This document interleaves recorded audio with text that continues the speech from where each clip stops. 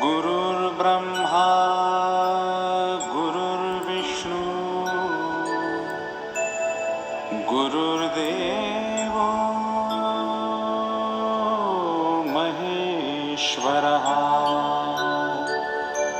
गुरु साक्षात् परब्रह्म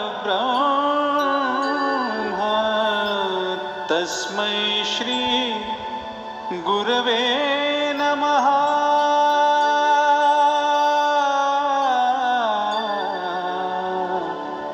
गुरवे नमः.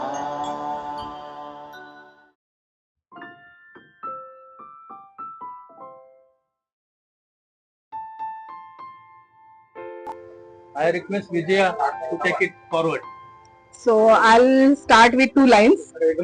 हर करम अपना करेंगे ए कॉलेज तेरे लिए दिल दिया है जहाँ भी देंगे ए कॉलेज तेरे लिए.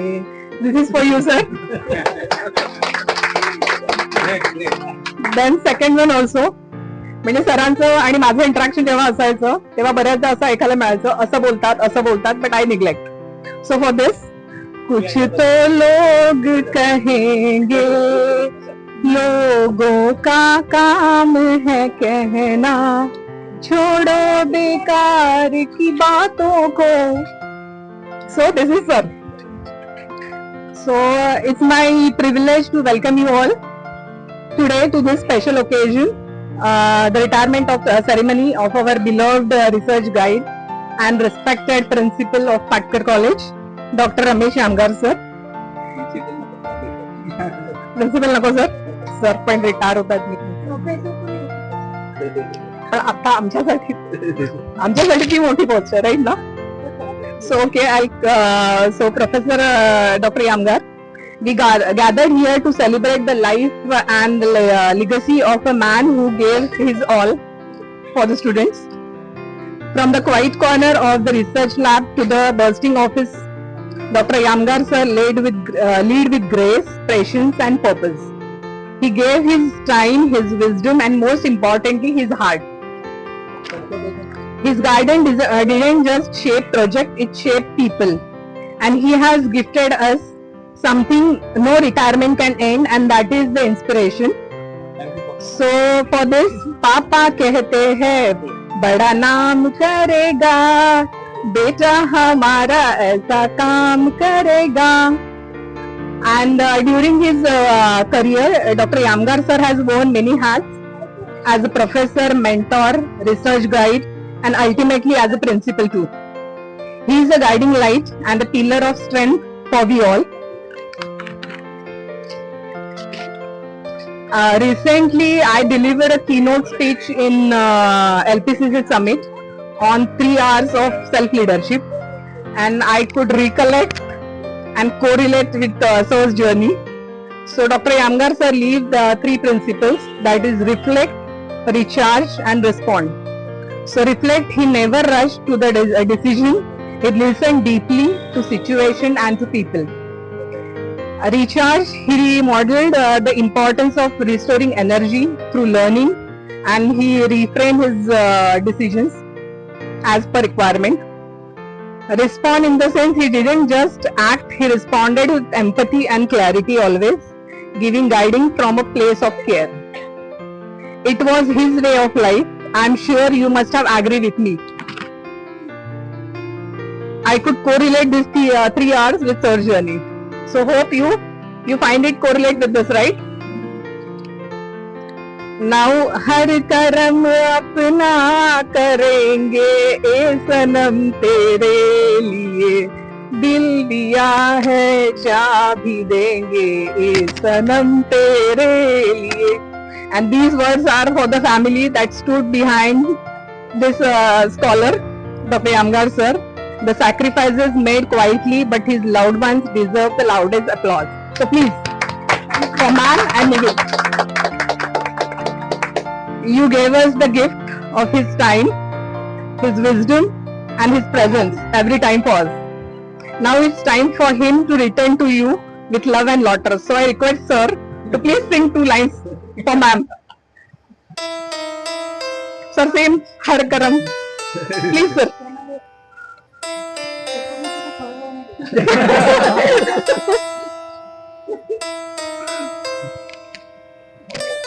आता रिटायरमेंट नंतर तिला मी वेळ देणार आहे.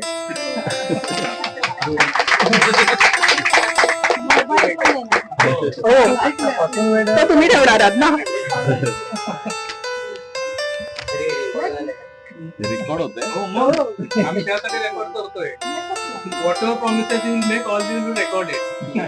सर ते 2 लाईन हर करम ते हर करम अपना करेंगे सनम तेरे लिए, हर करम अपना करेंगे ए सनम ए तेरे सनम लिए, तेरे लिए, जहाँ भी देंगे ए सनम तेरे लिए. ए सनम. वाव.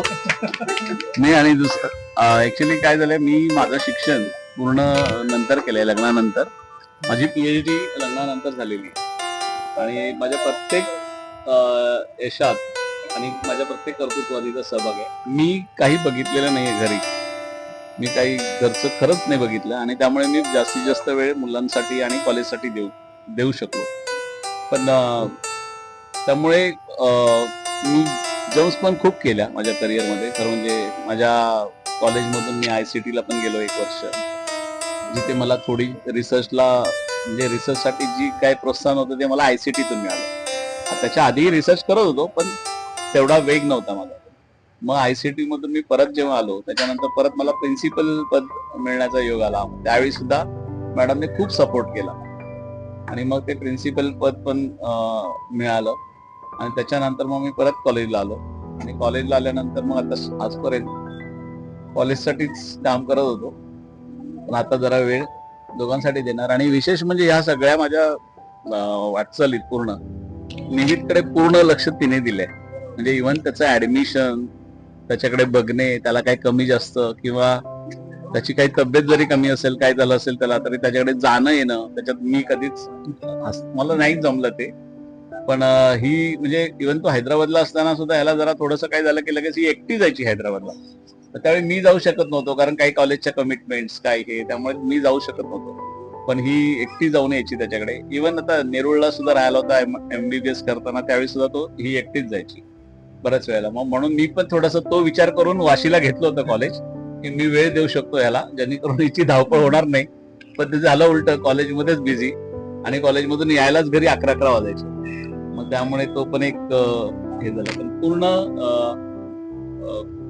माझ्या मागे ती खंबीर उभी राहिल्यामुळे मी आज हे करू शकतो.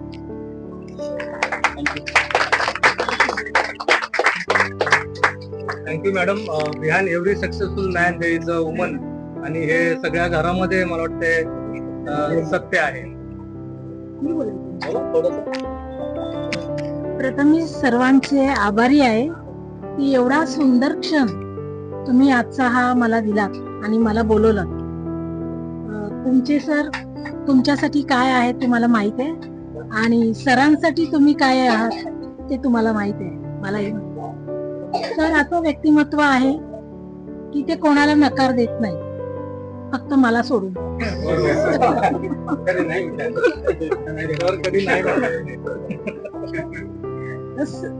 सरांचं करिअर व्हावं ही माझीच इच्छा होती. लग्न झाल्यानंतर मी त्यांना सांगितलं की तुम्ही शिका, कारण मलाही उच्च शिक्षित असणं फार महत्वाचं वाटत होतं आणि म्हणून त्यांच्या आयुष्यात मी मला जेवढं जमेल तेवढं सपोर्ट केला. पण त्यांचाही स्वभाव तसा आहे. त्यांनी मला खूप समजुतीने वागवले, कधी रागवले नाही, कधी मला असं कुठलंही काम करताना अडवलं नाही. जे स्वातंत्र्य मला मिळायला हवं ते पूर्ण स्वातंत्र्य त्यांनी दिलं आणि म्हणूनच माझं व्यक्तिमत्व खुलत गेलं आणि मी माझे निर्णय घेऊ शकले. कारण एका पुरुषाच्या मागे जशी स्त्री असते तशा एका स्त्रीच्या मागेही चांगला समजूतदार पुरुष असणेही गरजेचा असतो आणि ते हे आहे. आणि हे जरी माझ्या बरोबर यांचं माझ्यापेक्षा महत्वाचं काम होतं की ते तुमच्यासाठी म्हणजे तुम्हीही उच्च विभूषित व्हावं म्हणूनच कार्य करत होते आणि म्हणून त्यांना वेळ नव्हता घरी आणि म्हणून मी माझ्या मुलाची सर्व जबाबदारी घेतली. पण मॉरल सपोर्ट त्यांचा होताच, त्यांच्याशिवाय काय मी असं पुढे जाऊ शकत नाही. त्यांच्या प्रेरणेनेच मी माझं आयुष्य घालवलं आहे आणि मी जी खंबीरपणे उभी असते ते निव्वळ यमगर सरांच्या सपोर्टमुळे. विदाऊट सपोर्ट मी झिरो आहे. आणि त्यांनी त्यांचं आयुष्यभर मनाप्रमाणे जगले तसंच जगावं. काय वेळ द्यावासा इच्छा असली पाहिजे मनात, खरंच तो वेळ देता येतो. जबरदस्तीने वेळ घेणं उपयोगाचं नाहीये. तर त्यांच्या आयुष्यात त्यांना जे आतापर्यंत वाटलंय तसेच ते पुढे जगणार आहेत आणि तसेच जगू द्यावं माणसाला, प्रत्येकाला. त्यांना मी पुढच्या आयुष्यासाठी सांगेन की थोडा स्वतःसाठी वेळ काढा. स्वतःची तब्येत, आता वय झाल्यानंतर आपलं चेकिंग करणे, आपल्या स्वतःच्या वेळेवर जेवणे, या गोष्टी तरी निदान लक्षात ठेवा. डॉक्टर असून उपयोग नाही, तर डॉक्टरचे ते बाप आहे. त्यामुळे बाप मुलाचं नाही ऐकणार. त्यांनी स्वतःहूनच स्वतःकडे लक्ष द्यावं आणि त्यांना जे हे प्रेम मिळाले त्याच्याबद्दल पुन्हा एकदा धन्यवाद. थँक्यू. पहिल्याबद्दल थँक्यू. दिस मुमेंट ह्याची मी आतुरतेने वाट बघत होतो पप्पांपेक्षा. पप्पा तर बघतच नव्हते. पप्पा अजून दिलं तर पप्पा विल स्टील कंटिन्यू. पण आता बस, आता हा एक टाइम आलाय that he should put the brakes on now to the car. And या पुढचं आयुष्य त्यांनी ऑफकोर्स स्वतःच्या हेल्थकडे थोडं लक्ष द्यावं ही माझी इच्छा. आता आयुष्य आपण you have reached that life point where you have done great things. Now it's time to live longer. This for me and mama. So yes, of course. So health is the first priority and second thing is to be healthy. So I hope you give us that time and that presence of yours. Thank you. So shall I continue? 2 minutes, so 2 minutes. You are stepping away from the road, sir, but never step away from our hearts. Your teaching and values will echo in every future leader nurtured here. Thank you, sir, for giving your heart, your time, and your best. चलते चलते मेरे ये गीत याद रखना, कभी अलविदा ना कहना. So with this, I'll invite you all to join us in expressing our love, gratitude, and to our guide Dr. Yamgar sir, who truly made a difference in us. Thank you. ना record बघितलं. तो सर्वांचं स्वागत आहे आणि thank you madam, thank you Vineet, वेळात वेळ काढून निघित. So sir, thank you very much. आमच्या छोट्याशा कार्यक्रमाला विनंतीला तुम्ही मान देऊन आलात. आमच्यासाठी हे खूप सुवर्ण क्षण आहेत, कारण आपल्या आयुष्यामध्ये सुवर्ण क्षण कधी येतील याची वाट नाही बघायची. जे क्षण येतात त्यालाच सोनेरी आपण कसं करू शकतो आणि त्याच्या मेमरीज आपण आपल्या आयुष्यामध्ये कशा निर्माण करू शकतो. मला वाटतं हे आपण छोट्या छोट्या गोष्टीतून केलं पाहिजे, शिकलं पाहिजे. सरांनी आमच्यासाठी म्हणजे खूप काही केलेलं आहे. ते काय सगळं इथं 5 मिनिटांमध्ये मांडता नाही येणार, परंतु काही गोष्टी मी नोट करून ठेवल्या त्या. आणि हे भाषण नाही, हे माझ्या मनाचं मनोगत आहे, जे की मी गेले 4-8 दिवस थोडस विचारमंथन करून आपण काय बोलायचं, मोजकच बोलायचंय, नक्की बोलायचंय आणि थोडक्यात आपल्याला एक मेसेज द्यायचा की जे आमच्याकडे ज्युनियर आहेत सो त्यांना काहीतरी त्यातून बोध मिळावा, एवढंच याच्यामध्ये एक अपेक्षा आहे. सो सरांच्याकडे जसं मॅडम होत्या घरी आणि कॉलेज, 2 बॉस होते आणि 2 बॉसना सांभाळणं किती अवघड आहे इंडस्ट्री मधल्या लोकांना जास्त माहिती आहे. सो सगळ्यात मोठी कसरत आमची ती असते की 2 बॉसना कसं सांभाळायचं. तर सरांनी ते फार म्हणजे एकदम आर्टिक्युलेट पद्धतीने केलेलं आहे आणि मॅडमनीच ऍक्सेप्ट केले की सरांना फुल फ्रीडम होतं आणि त्याच्या मागे दोघांचं तुमच्या जे प्रेम होतं किंवा एकमेकाबद्दल समजून घ्यायची भावना होती, ती मला वाटते जास्त महत्वाची होती आणि ती भावना जास्त महत्वाची आहे सगळ्याच कुटुंबामध्ये. आता नवीन किंवा बाकीची आता आमची मुलं आहेत, हे तरुण मुलं आहे, यांना हे पुढचं समजून घेतलं पाहिजे की रिटायरमेंट म्हणजे एक स्पेशल फंक्शन आहे. आम्ही ठीक आहे समाव रिटायर होऊ, पण तुमच्या पिढीला रिटायरमेंट असेल की नसेल मला सांगता येणार नाही, कारण आता गोष्टी खूप अनसर्टन झालेल्या आहेत, खूप म्हणजे अनिश्चितता आलेली आहे जगामध्ये सगळ्या. त्यामुळे रिटायरमेंट हे काही दिवस चालेल, त्यानंतर मला माहित नाही की काय परिस्थिती येईल. सो आपण जे जसं मगाशी मी म्हटलं की जे आपल्याला क्षण आपल्याला मिळत आहेत त्यालाच आपण गोल्डन मोमेंट्स केलं पाहिजे, त्याची आठवण आपण ठेवली पाहिजे, त्यात आपण काय शिकलो ते केलं पाहिजे. सो यामगार सर हे कसे ओळखायचे, तर एक स्माइलिंग पर्सन, तुम्ही कुठल्या पण ग्रुपमध्ये जावा, ते कुठे पण असतील तर ज्या ग्रुपमध्ये एक स्माइलिंग पर्सन असेल ते यामगार सर आहेत. हे मला पाटकर कॉलेजमध्ये सांगितलं. जे गद्रे सर होते आपले, म्हणलं सर मी त्यांना कधी भेटलो नाही. अरे तू जा रे, त्या तिथे आहेत ते, जे माणूस हसतमुख आहे ना त्यांना तू डायरेक्ट भेट, आणि यामगार सरच आहेत ते, असं त्यांनी मला थोडक्यात ओळख करून सांगितली. आणि मी जेव्हा गेलो तेव्हा really he was in the student smiling and telling something. तर ते त्यांची पर्सनॅलिटी आहे, त्यांनी ती कायम ठेवलेली आहे. मला वाटतं हे फार रेअर आहे की ज्या परिस्थितीमध्ये दुःख सर्वांना असतात, अडचणी सर्वांना असतात, पण त्यातून आपण हसत राहणं आणि मुलांना मोटिवेट करणं हे सरांनी कायम केलं. मी म्हणजे जे सुरुवातीला फर्स्ट जे PhD स्टुडंट होते त्याच्यापैकी एक होतो मी, थोरात सर. आम्हाला खूप अडचणी आल्या, त्यानिमित्तानं जसं की सरांची जी बर्थ डेट आहे ती 60s मधली आहे, आम्ही 70s मधले आहे. तो आमच्या पिढीने जे जे काय बघितलेलं आहे त्याच्यातून खूप स्थित्यंतर होत गेलेले आहेत. सुरुवातीला जसं की मोबाईल सायलेंट ठेवा, आपल्याला मोबाईल नव्हते, लँडलाईन पण नव्हते आपल्याकडे सुरुवातीला. इनलँड लेटर आणि नाही का ती साधी पत्र होती किंवा आकाशवाणी सारखी माध्यम होती, आणि लायब्ररी सारखं एक सशक्त माध्यम त्या काळामध्ये होतं. आज आमची मुलं पुस्तकाला हात लावत नाहीत. म्हणजे इतके सिस्टम तर आम्ही बघितलेले आहेत, आणि ते जे बदल आहेत ते कालानुरूप होत गेलेले आहेत, आणि इथून पुढे सुद्धा ते फास्ट होणार आहे. 2000 नंतर आपण बघतो गेल्या 20-25 वर्षामध्ये किती जग फास्ट बदलत गेलं टेक्नॉलॉजीमुळे, तंत्रज्ञानामुळे. पण सरांनी आम्हाला असं मोटिवेट केलं की जे काय तुमच्या पुढे चॅलेंजेस येतील ते तुम्ही घेत राहा, ते तुम्ही नवीन शिकत राहा, ते तुम्ही स्वतःला अपडेट करत राहा. केमिस्ट्री जी 30 वर्षापूर्वी मी शिकलो आणि जी केमिस्ट्री आज मी करतोय त्याच्यामध्ये जमीन आसमानाचा फरक आहे.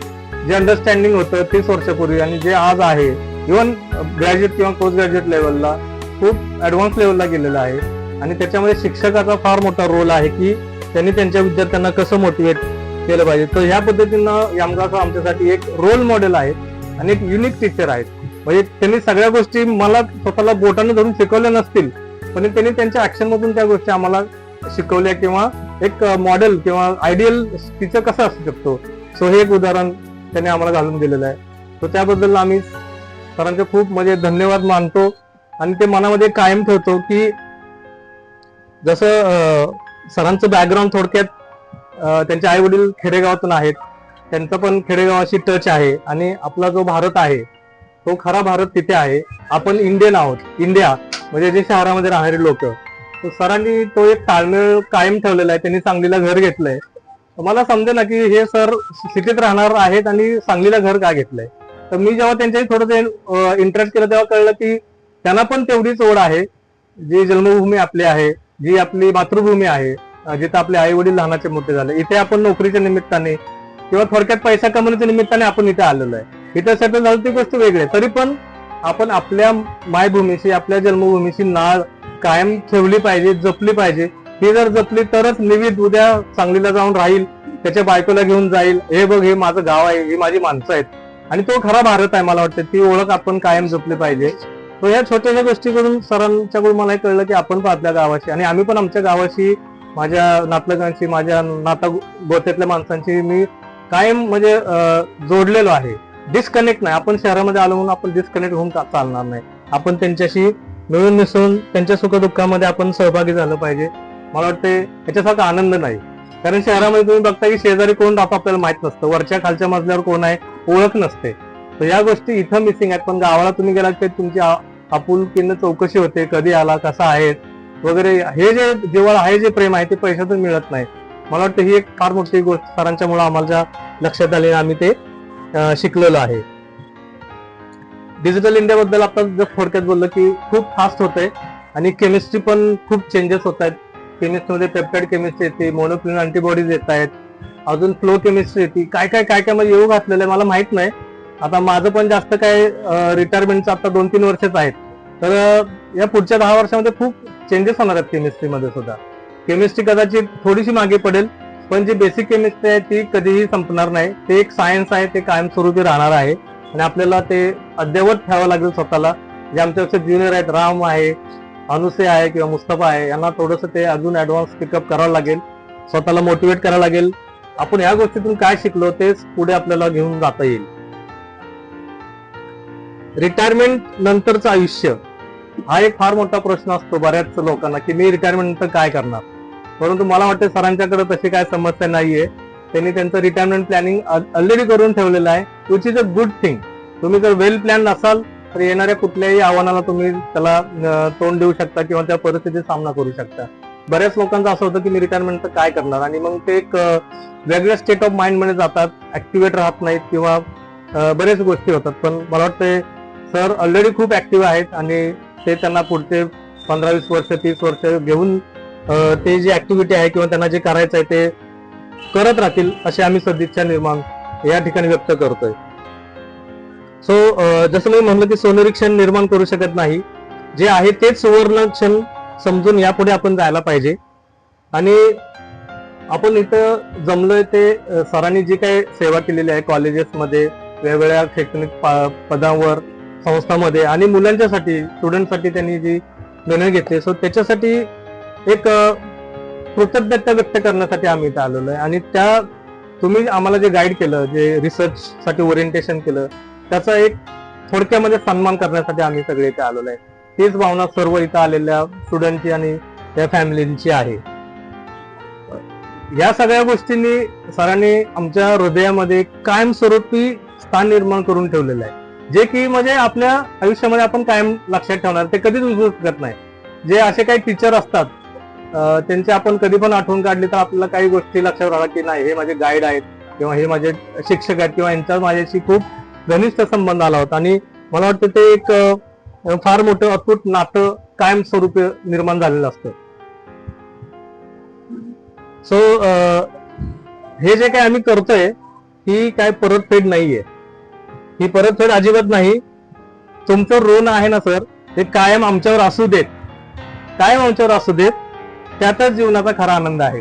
आम्ही ते ऋण कधीही फेडणार नाही आणि आम्ही तुमचे कायम ऋणी राहू. म्हणजे we are indebted for ever. कारण त्याच्या पुढे जे कन्सेप्ट मला म्हणायची आहे की जन्म देते ती आई असते, शिकवते ती आई असते, आणि उच्च शिक्षण देऊन समाजात अभिमानानं ताठमानेनं जगण्यासाठी, सक्षम करण्यासाठी जे मार्गदर्शक गाईड असतात त्यांचं स्थान तितकंच महत्वाचं असतं. ही जी गुरु परंपरा आहे, कदाचित आता गुरुकुल नाही आपल्याकडं, परंतु परंपरा तर आपल्या भारतीय संस्कृतीमध्ये आहे. ही गुरु आणि शिष्य किंवा गुरु परंपरा हे आपण या निमित्तानं आपण कायम ठेवतोय आणि हे अशीच पुढे चालत राहणार आहे.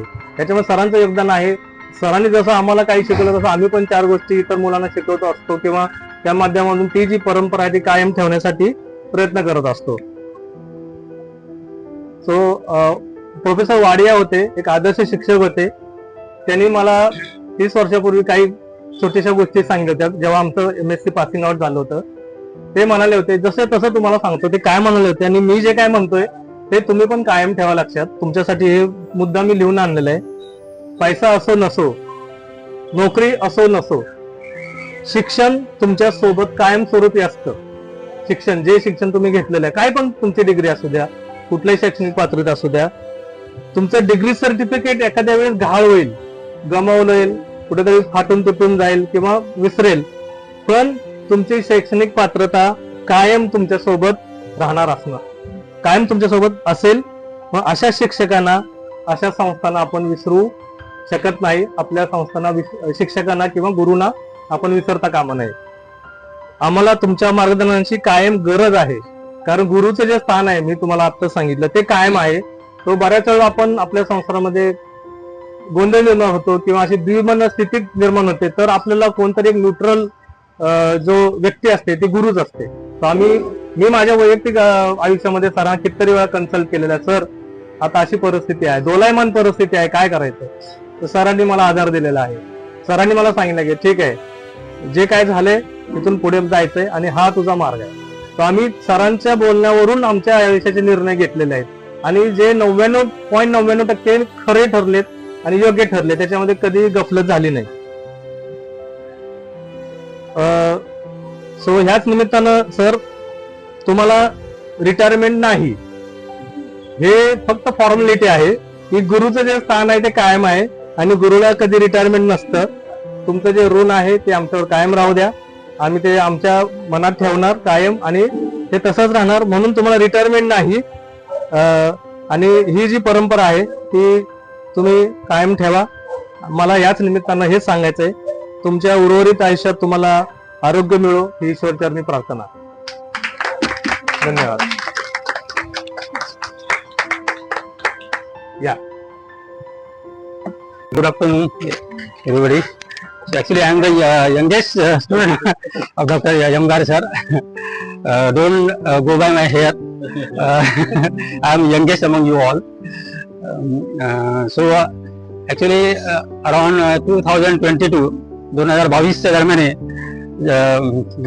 at the very young age of 59, when I have decided to do PhD, then I was in search of guide. म्हणजे कोण असावं. तर one of my colleague Kiran Desai he suggested me doctor Yamgar sir name. That is because he is the guide of Sudhir Sawant who is our common colleague from Hex and Piramal. मग ठरलं, म्हटलं मग मी यांना phone केला सावंतला. म्हटलं असं असं मला PhD करायचं आहे, सरांना भेटू का? हो काय म्हणा, प्रॉब्लेम नाही, तुम्ही जाऊन त्यांना भेटावं. मग सहज विचारलं, म्हटलं सर कसे आहेत? जसं माहिती का नाही तुम्ही विचारलं सर कसे आहेत. तर सावंतचे बोलण्याचे एक टिपिकल थोडी स्टाईल आहे, थोडं त्यात मिलिटरी टोन वगैरे असतो. म्हणजे ते विनोद करतायत की खरं बोलतायत पटकन समजत नाही. आमच्या फोनवर चालू होतं, कसे आहेत सर? म्हणजे एकदम कडक. आणि असं बरंच काय सांगितलं, म्हणजे एकदम कडक आहे. म्हटलं ठीक आहे, असं तुम्हाला म्हणजे नक्की काय बोलायचं आहे तुम्हाला? म्हणजे असं कारण मी हे करत होतो, अहो काय पण शिकर, असं म्हणा, अहो काय पण शिकर. मी तुम्हाला जस्ट तुमची मजाक करत होतो, असं काय नाही. सर एकदम चांगले आहे, तुम्ही त्यांना जाऊन भेटा, तुमचं काम लगेच होईल, काही प्रॉब्लेम नाही. मग ठीक आहे, ठरलं. मग मी आणि माझे कलिग किरण देसाई त्यांना जाऊन भेटलो. असं मला म्हटलं PhD करायचं आहे. तर पहिल्याच भेटीत त्याने एवढा सुंदर गायडन्स केला की त्याच्यामुळे आज 3 वर्ष कंप्लीट व्हायच्या आत माझं PhD thesis सबमिट झालेलं आहे. त्यांचा पहिलाच प्रश्न होता की तुम्हाला नक्की PhD कशासाठी करायची?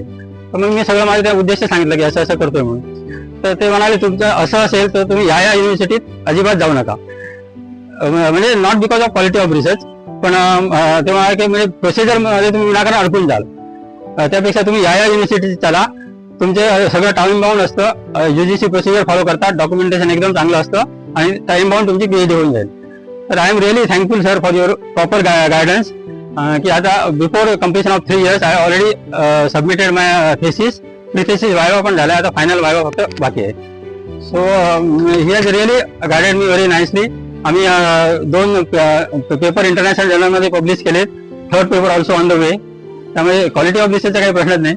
पण because of proper guidance within 3 years I could submit my thesis.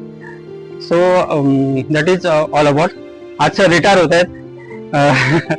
तर actually I wish him all the best for all his future plans whatever he has in mind. तर I wish him all the best.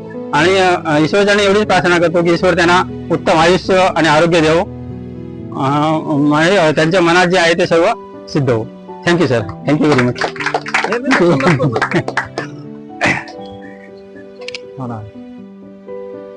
माझे पितृतुल्य गुरु यमगार sir, मातृतुल्य madam यमगार madam, doctor निविद, माझे सर्व senior मार्गदर्शक मित्र, junior colleagues, या सर्वांपुढे आज मी सरांबद्दल जे काही माझे विचार आणि माझे अनुभव मांडणार आहे ते अतिशय मनापासून व माझ्या हृदयापासून मी मांडणार आहे. कारण की सरांचं जे मला माझ्या पूर्ण PhDच्या काळामधले जे अनुभव आले ते अनुभव सर्वांसाठी प्रेरणादायक असू शकतात व इतरांनाही त्याच्यातनं खूप सारं ऊर्जा आणि एनर्जी मिळू शकते. सर आमच्या बोर्डी महाविद्यालयात एक्झामिनर म्हणून, तसेच आमच्या MSCच्या मुलांना मार्गदर्शन करण्यासाठी, कारण की MSC नुकतं सुरू झाल्यानंतर सरांनी बऱ्याच वर्ष फिजिकल केमिस्ट्रीमध्ये सरांचं अतिशय प्रावीण्य असल्यामुळे आमच्या विद्यार्थ्यांना एक चांगल्या शिक्षकाची गरज होती. तर सर आमच्या MSCच्या मुलांना नेहमी शिकवण्यासाठी येत असत, तसं एक्झामिनर म्हणून पण येत असत. तर त्या दरम्यान सरांची ओळख झाली. पण सरांचे अतिशय चांगले संबंध आमच्या अजय पाटलांशी आधीपासून होते. तर अजय पाटलांकडनं पण मला सरांबद्दल नेहमी माहिती मिळत असे. नंतर विद्यापीठात असेसमेंटच्या प्रोसेस कामात असताना माझी सरांशी त्या बाबतीत बोलणं झालं की माझं PhD जळगाव विद्यापीठात करायचा विचार चाललेला आहे. तर मग तिथं विषय झाला की एवढं लांब करून भविष्यात जर काही अडचणी म्हणजे आमच्या आपल्या अकॅडमिक इन्स्टिट्यूशन्स मध्ये आम्ही गव्हर्नमेंट एडेड कॉलेजेसमध्ये काम करतो, तर जास्त लांबचं न करता जर तू इकडे जवळ केलं तर मग म्हटलं सर तुमच्याच अंडर जर करायचं मला संधी मिळाली तर सरांनी मला लगेच होकार दिला आणि मग मी इस्माईल युसूफ कॉलेजमध्ये PhD साठी ऍडमिशन घेतलं. त्यात देविदास अनुसे आणि मी माझं सोबतच ऍडमिशन झालं आणि सरांनी मला तेव्हाच सांगितलं की देविदासला तुला पूर्ण शेवटपर्यंत सोबत न्यायचंय. तर पूर्ण PhDच्या वायवापर्यंत आम्ही सोबत पूर्ण काम केलं. एक्सटेन्शन्स असतील, मधले प्रोग्रेस रिपोर्ट्स असतील, प्रत्येक गोष्टीमध्ये देविदासच्या सोबत होतो मी. आणि सरांचा आम्हाला आदेश होता, मॅडमचा सरांचा, की शेवटपर्यंत देविदासचं काम आणि तुझं काम सारखं आटोपलं पाहिजे.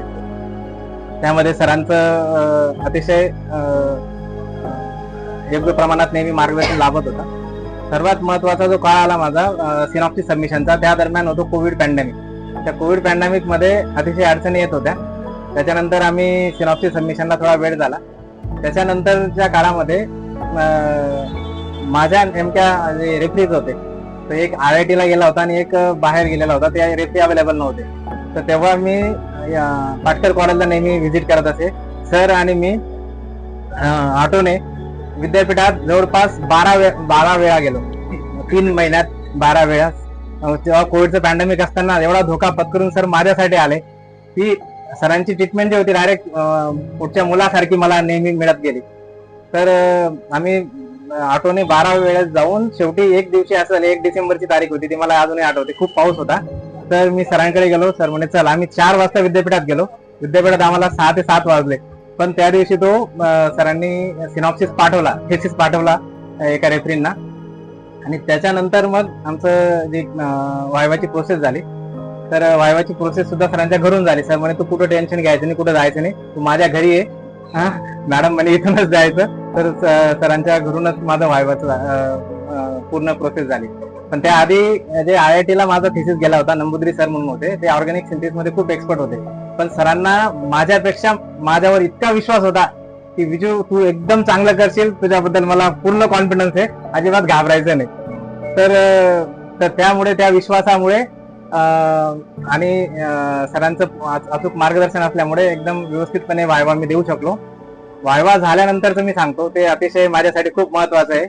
वायवा झाल्यानंतर सरांच्या गळ्यात गळ्या टाकून इतका रडलो मी, प्रचंड रडलो. आणि सर म्हटलं तुम्ही माझ्या वडिलांपेक्षा वेगळे नाहीत. कारण की ही पूर्ण जी प्रोसेस झाली 6 ते 9 महिन्याच्या काळात, तेव्हा प्रत्येक पदोपदी इतक्या अडचणी येत होत्या, पण सर त्याच्यातनं मार्ग काढण्यासाठी अतोनात प्रयत्न करत होते. ते प्रयत्न म्हणजे सरांनी कुठल्याही विद्यार्थ्यासाठी एवढे केले नसतील एवढे मला त्यावेळेस जाणवले. सरांनी प्रचंड प्रयत्न केले. विद्यापीठात फोन कर, प्रोविशनना फोन कर, बरेच, कारण की तो काळ थोडा अडचणीचा असल्यामुळे.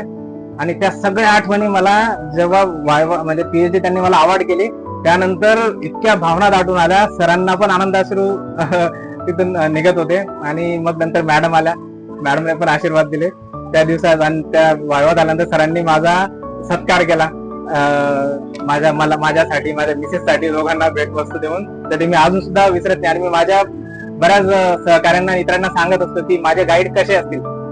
गाईड म्हणजे माझे वडीलच होते. आणि मी जेव्हाही पाटकर कॉलेजला जायचो, आता सावंत सर म्हटले की ते नेहमी विद्यार्थ्यांच्या गोतावळ्यात असायचे.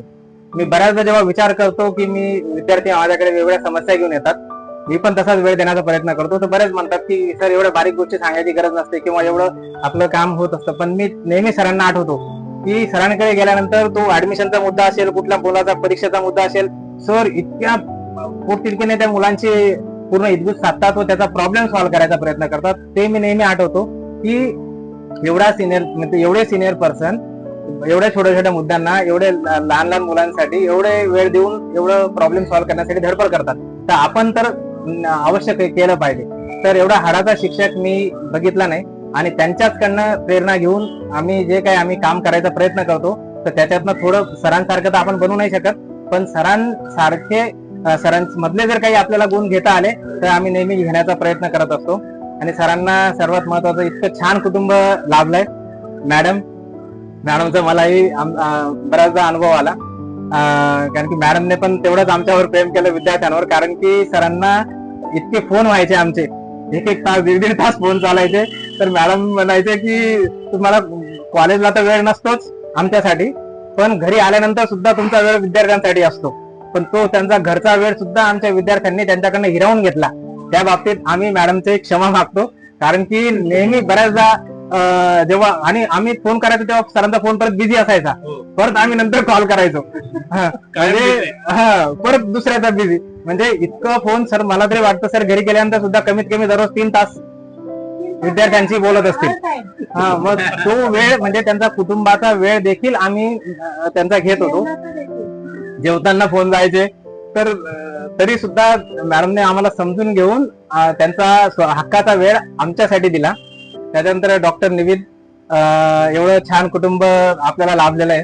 सर रिटायरमेंट नंतर तुमचं पुढील आयुष्य अतिशय आरोग्यदायी, निरामय व आनंददायी जावो ही आपणास मी ईश्वराकडे प्रार्थना करतो.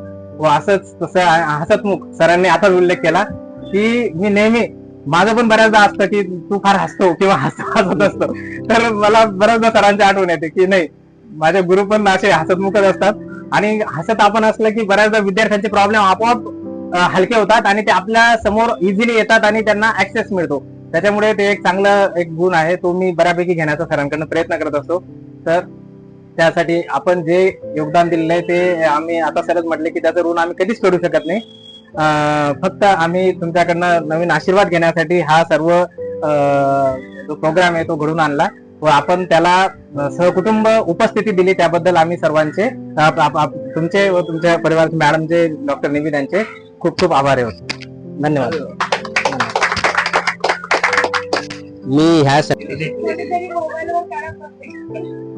मी ह्या सर्वांसारखा उत्स्फूर्त बोलणारा नाही, पण थोडेसे काहीतरी पॉइंट्स काढून आणले ते तुमच्या बरोबर शेअर करायचा प्रयत्न करतो.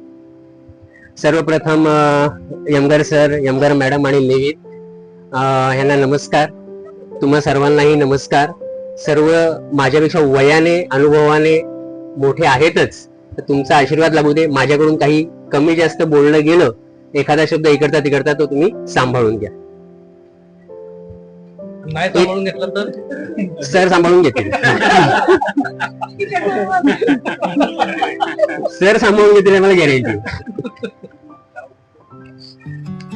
संत कबीर म्हणतात की जेव्हा गुरु आणि परमात्मा म्हणजे ईश्वर हे जेव्हा एकमेकांसमोर आणि आपल्या समोर उभे असतात, तेव्हा आपण प्रथम कोणाचं दर्शन घ्यायचं किंवा कोणाला नमस्कार करायचा.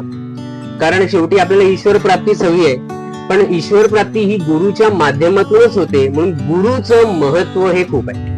म्हणून संत कबीरांनी एक दोहा म्हटलेला आहे, तो दोहा माझा पाठ नाही, तो मी लिहून आणलाय, तो तुम्हाला वाचून दाखवतो. गुरु गोविंद दो खडे काके लागू पाय, बलिहारी गुरु आपले गोविंद दियो बताय. ज्याप्रमाणे संत कबीरांचं म्हणणं आहे की गुरुचं एवढं महत्व आहे, त्याप्रमाणे प्रथम गुरुला वंदन करणं हे खूप महत्वाचं आहे. कारण गुरु आपल्याला पहिलं तेरावरती नेतो, मग ते अध्यात्मात असू दे किंवा तुमच्या अकॅडमिक्स मध्ये असू दे किंवा तुमच्या रिसर्च मध्ये असू दे. सरांची आणि माझी किंवा मॅडमची आणि माझी ओळख भरपूर वर्ष, फक्त मुख्य सांगायचं तर मला 1994 सालची गोष्ट आठवते. मी 9वीत होतो आणि सर आमच्या घरी आले होते. मला त्याच वर्षी 9वीच्या अभ्यासक्रमात स्टॅटिस्टिक्सचा एक चॅप्टर इन्क्लूड केला होता. काही समजत नव्हतं, तर काय करावं, तेव्हा ट्युशन्स क्लासेस वगैरे काही जॉईन केलेले नव्हते.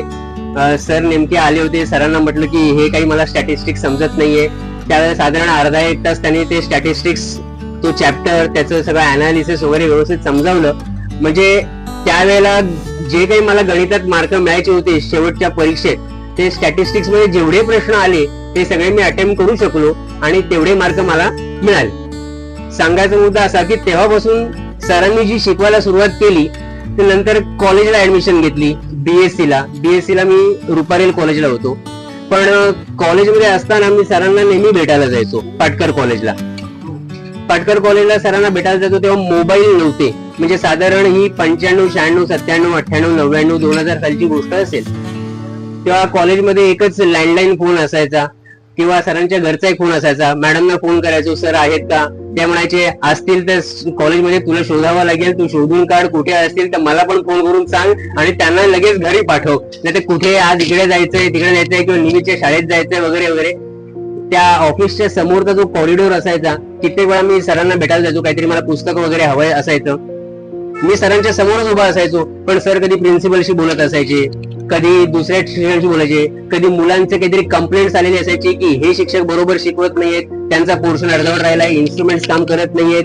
कधी कधी प्रिन्सिपलच्या स्वतःच्या अडचणी असायच्या की यमगर सर तुम्ही ह्या आमच्या अडचणी सॉल्व्ह करा. असे हजारो प्रसंग मी माझ्या डोळ्यासमोर पाहिलेले आहेत आणि तासन तास म्हणजे मला वाटतं 2-2, 3-3 तास कॉरिडोर मध्येच उभा असायचो आणि सर तेव्हा काही बोलायला वेळच संधी नसायची. सर म्हणायचे आता राहू दे, आता तू काय कर घरी चल माझ्या. मग सर बाईक घ्यायचे, मला घरी घेऊन जायचे. घरी गेल्यावरती मॅडम असायच्या, मग आम्ही मॅडम त्या शिक्षणाबद्दल सरांचं निमित्त आमच्या कौटुंबिक गप्पा व्हायच्या. सरांचे बाय द टाइम लँडलाईन वरती काही कॉल यायला सुरुवात झालेली असायची, तेव्हा पण त्यांचं सोशल वर्क एवढं असायचं. जसं विजय सर म्हणाले, सुधीर सावंत सर म्हणाले, तसं कुटुंबाला त्यांना वेळ देता आला नाही, पण त्यांनी काही तो वेळ वाया घालवला नाही, त्यांनी तो स्टुडंट साठीच युटिलाइज केला. तसंच कुटुंबाचं पण एक आपण एक म्हणू की त्या कुटुंबाने सुद्धा स्वतः सॅक्रिफाईस करून सर पुढे जातायत तर आपला त्यांना सपोर्ट आहे आणि आम्ही त्यांना सपोर्ट देऊ, थोडंसं आम्ही सॅक्रिफाईस करू असं सुद्धा त्या कुटुंबाने येतं. त्याच्यामुळे कौतुक हे दोघांचं करायला पाहिजे. निवितही कौतुक करायला पाहिजे, कारण निवितला मी लहानपणापासून बघतोय, तो ऍक्टिव्ह होता, स्पोर्ट्स मध्ये पण ऍक्टिव्ह होता, अभ्यासात पण हुशार होता, पण त्याने अशी कधी कंप्लेंट केलेली नाही की आता बाबा नाहीयेत, पप्पा नाहीयेत. हा, मग आईने सगळं मॅनेज केलेलं होतं. हा, मग कधी इकडचे विषय निघायचे तर ते थोडंसं सर मॅनेज करायचे. सरांकडे एक मोठी नॅक आहे की काही जरी प्रसंग आला की तो नॅक म्हणजे मॅनेज करून त्याच्यावरती पांघरून टाकून हा आता निविद आणि मॅडम तुम्ही बघा. हे प्रसंग कौटुंबिक झाले, पण आमच्या शैक्षणिक क्षेत्रात सुद्धा हे हजारो प्रसंग येत गेले. हे जसं बीएससी झालं, मला माझं वैयक्तिक अभिमानास्पद असं वाटतं की जसं शाळेत सुद्धा त्यांनी मला काहीतरी शिकवलं, बीएससी ला शिकवलं, एमएससी ला फॉर्च्युनेटली मला ज्या कॉलेजमध्ये ऍडमिशन मिळाली होती ती एक इंटरेस्टिंग स्टोरीज आहे. ती आता मी सगळी स्टोरी सांगत नाही, पण ती एकदम अशी स्टोरी आहे की शेवटच्या दिवशी युनिव्हर्सिटीचं जे ऍडमिशन होणार होतं जय हिंद कॉलेज मधलं ते मला मिळालं एमएससीचं, आणि मी ते लेक्चर जाऊन अटेंड केलं मिठीबाईला. सर तेव्हा मिठीबाई कॉलेजला एमएससी ची लेक्चर्स घ्यायला यायचे, त्याच्यामुळे ते एमएससी ला पण मला शिकवायला होते. एमफिल ला ऍडमिशन घेतली तेव्हा कुठे रिसर्च एड शोधायच्या भानगडीत न पडता आम्ही सरांकडेच गेलो, सरांनी तिथे आम्हाला गाईड केलं. पीएचडीच्या वेळेला सुद्धा सरांनी स्वतःहून पुढाकार घेऊन माझ्यासारख्या रिसर्च मधल्या मुलाला घेतलं. आणि खरं सांगायचं तर म्हणजे डॉक्टर सुधीर सावंत, डॉक्टर बापू थोरात ह्या लेवल पासून भूषण नाझीरकर ह्या लेवल पर्यंत सगळ्या मुलांना त्यांनी पहिल्या तेरावरती नेलं. हे काम त्यांनी केलं. म्हणजे त्यांनी अशी कंप्लेंट केली नाही की भूषण असं करत नाहीये, सुधीर सावंत खूप चांगले आहेत. म्हणजे एकाचा दुसऱ्याला दुसऱ्याचा तिसऱ्याला ते बोलण्याचे ओघात जरी काही असलं तरी त्यांनी सगळ्यांना मॅनेज केलं. सरांचं मुख्य वैशिष्ट्य म्हणजे असलेले कॉन्टॅक्ट. ह्या कॉलेजमध्ये कॉन्टॅक्ट आहेत का? हो, माझं प्रिन्सिपलशी आणि डायरेक्ट मॅनेजमेंटशी कॉन्टॅक्ट आहेत. या इंडस्ट्रीमध्ये कॉन्टॅक्ट आहेत का? हो, त्या इंडस्ट्रीमध्ये ह्याचे कॉन्टॅक्ट आहेत. बाबा ह्या मंत्र्याची ओळख आहे का? तर ह्याची ओळख आहे. म्हणजे असा कुठलीही व्यक्ती नाही किंवा अशी कुठलीही फील्ड नाही ज्याच्यात त्यांचे त्या लेवलचे कॉन्टॅक्ट आहेत. म्हणजे काही जरी अडचण असेल तर सरांकडे त्याच्यावरती लगेच उपाय असायचा, किंवा सर सगळे तुम्ही म्हणालात त्याच्याप्रमाणेच त्याच्यावरती काही ना काहीतरी सोल्युशन हे नक्कीच फाइंड आउट करायचे. हजारो गोष्टी होत गेल्या. म्हणजे मी वर्षानुवर्ष त्यांना पाहतो. त्यांचा पाय फ्रॅक्चर झाला होता, त्या प्रेमबिंदू आपण त्या सोसायटीमध्ये होतो तेव्हा सुद्धा त्यांना हजारो फोन व्हायचे. काही फोन तर मी पण घेतलेले आहेत. मग मॅडम पण माझ्या भूषण तू फोन घे, फोन कट करून ठेव, पण शेवटी ते तुमच्या भल्यासाठीच होतं. आणि त्याच्यातून सुद्धा गाडी पुढे पुढे सरकत गेली. त्या दुसऱ्या घरात राहायला आलो आपण. सरांचे वाढदिवस म्हणजे 13 जूनला आम्ही हक्काने, मला आठवत आहे अगदी, मग आमची ती परेड निघायची, सरांना बाबा काय गिफ्ट द्यायचं. तेव्हापासून मग वाटेत आम्हाला कधी लगून सर भेटायचे आणि भरपूर चर्चा व्हायची आणि आम्ही चालत चालत परत पाटकर कॉलेजला यायचो. माशेलकर सरांशी बोलणं किंवा गद्रे सरांशी बोलणं तर तो पण एक वेगळाच काळ होता. म्हणजे मी जेव्हा बीएससी च्या मुलांना शिकवायला पाटकर कॉलेजमध्ये ऍज अ टीचर म्हणून जॉईन झालो तेव्हा मला स्वतःला ह्या इथून त्या समोरच्या बिल्डिंग मध्ये असलेल्या लेक्चर रूम मध्ये जायला साधारण एक 15-20 मिनिटं लागली. माझी एवढी धडधड चालली होती, पण सरांनीच एक कॉन्फिडन्स दिला की नाही बाबा तू लेक्चर घेऊ शकतो. एक 100 मुलांसमोर उभं राहायचंय बोलायचंय आणि ते पण केमिस्ट्री बद्दल बोलायचं आहे. आपण काय बोलतोय तर मी पहिल्या लेक्चर मध्ये मी काय बोललो हे माझंच मला अजून आठवत नाहीये, पण त्याप्रमाणे ते सांगून घ्यायचं. ते इन्स्ट्रुमेंटेशन ह्या सगळ्या गोष्टी सरांनी बारकाईने ते सांगून पण ठेवायचे. लॅब अटेंडंटला की भूषणचं प्रॅक्टिकल आहे तर चिपकरला तुम्ही सांगून पण ठेवायचं की थोडस जरा हँडल करून घे, समजा त्याला काही नाही आलं तर तो थोडस मॅनेज करेल. आता मी गर्वाने किंवा अभिमानाने सांगत नाहीये, पण आता एवढा कॉन्फिडन्स आहे की मी 120 मुलांसमोर उभं राहून काहीतरी चांगलं बोलू शकतो. म्हणजे नुसतं एक गुरु असेल ह्यांना रिसर्च मध्ये फायदा झाला, पण रिसर्च ह्याच्यापेक्षा अकॅडमिक्स अशा दोन्ही गोष्टींमध्ये सरांचं एक वेगळंच आवेपण आहे. म्हणजे मी अकॅडमिक्स वाला आहे, विजय सर अकॅडमिक्स वाले आहेत. म्हणजे एक चांगला शिक्षक घडवणं, जसा चांगला रिसर्च स्टुडंट असणं हे जसं आहे मी नाहीच आहे, पण चांगला अकॅडमिक शिक्षक होण्याचं काम माझ्याकडे आहे आणि ते मी करायचा प्रयत्न करतोय. तेवढं मी करायचा प्रयत्न करेन. थोडं अजून काही आहे लिहिलं ते वाचून बघतो.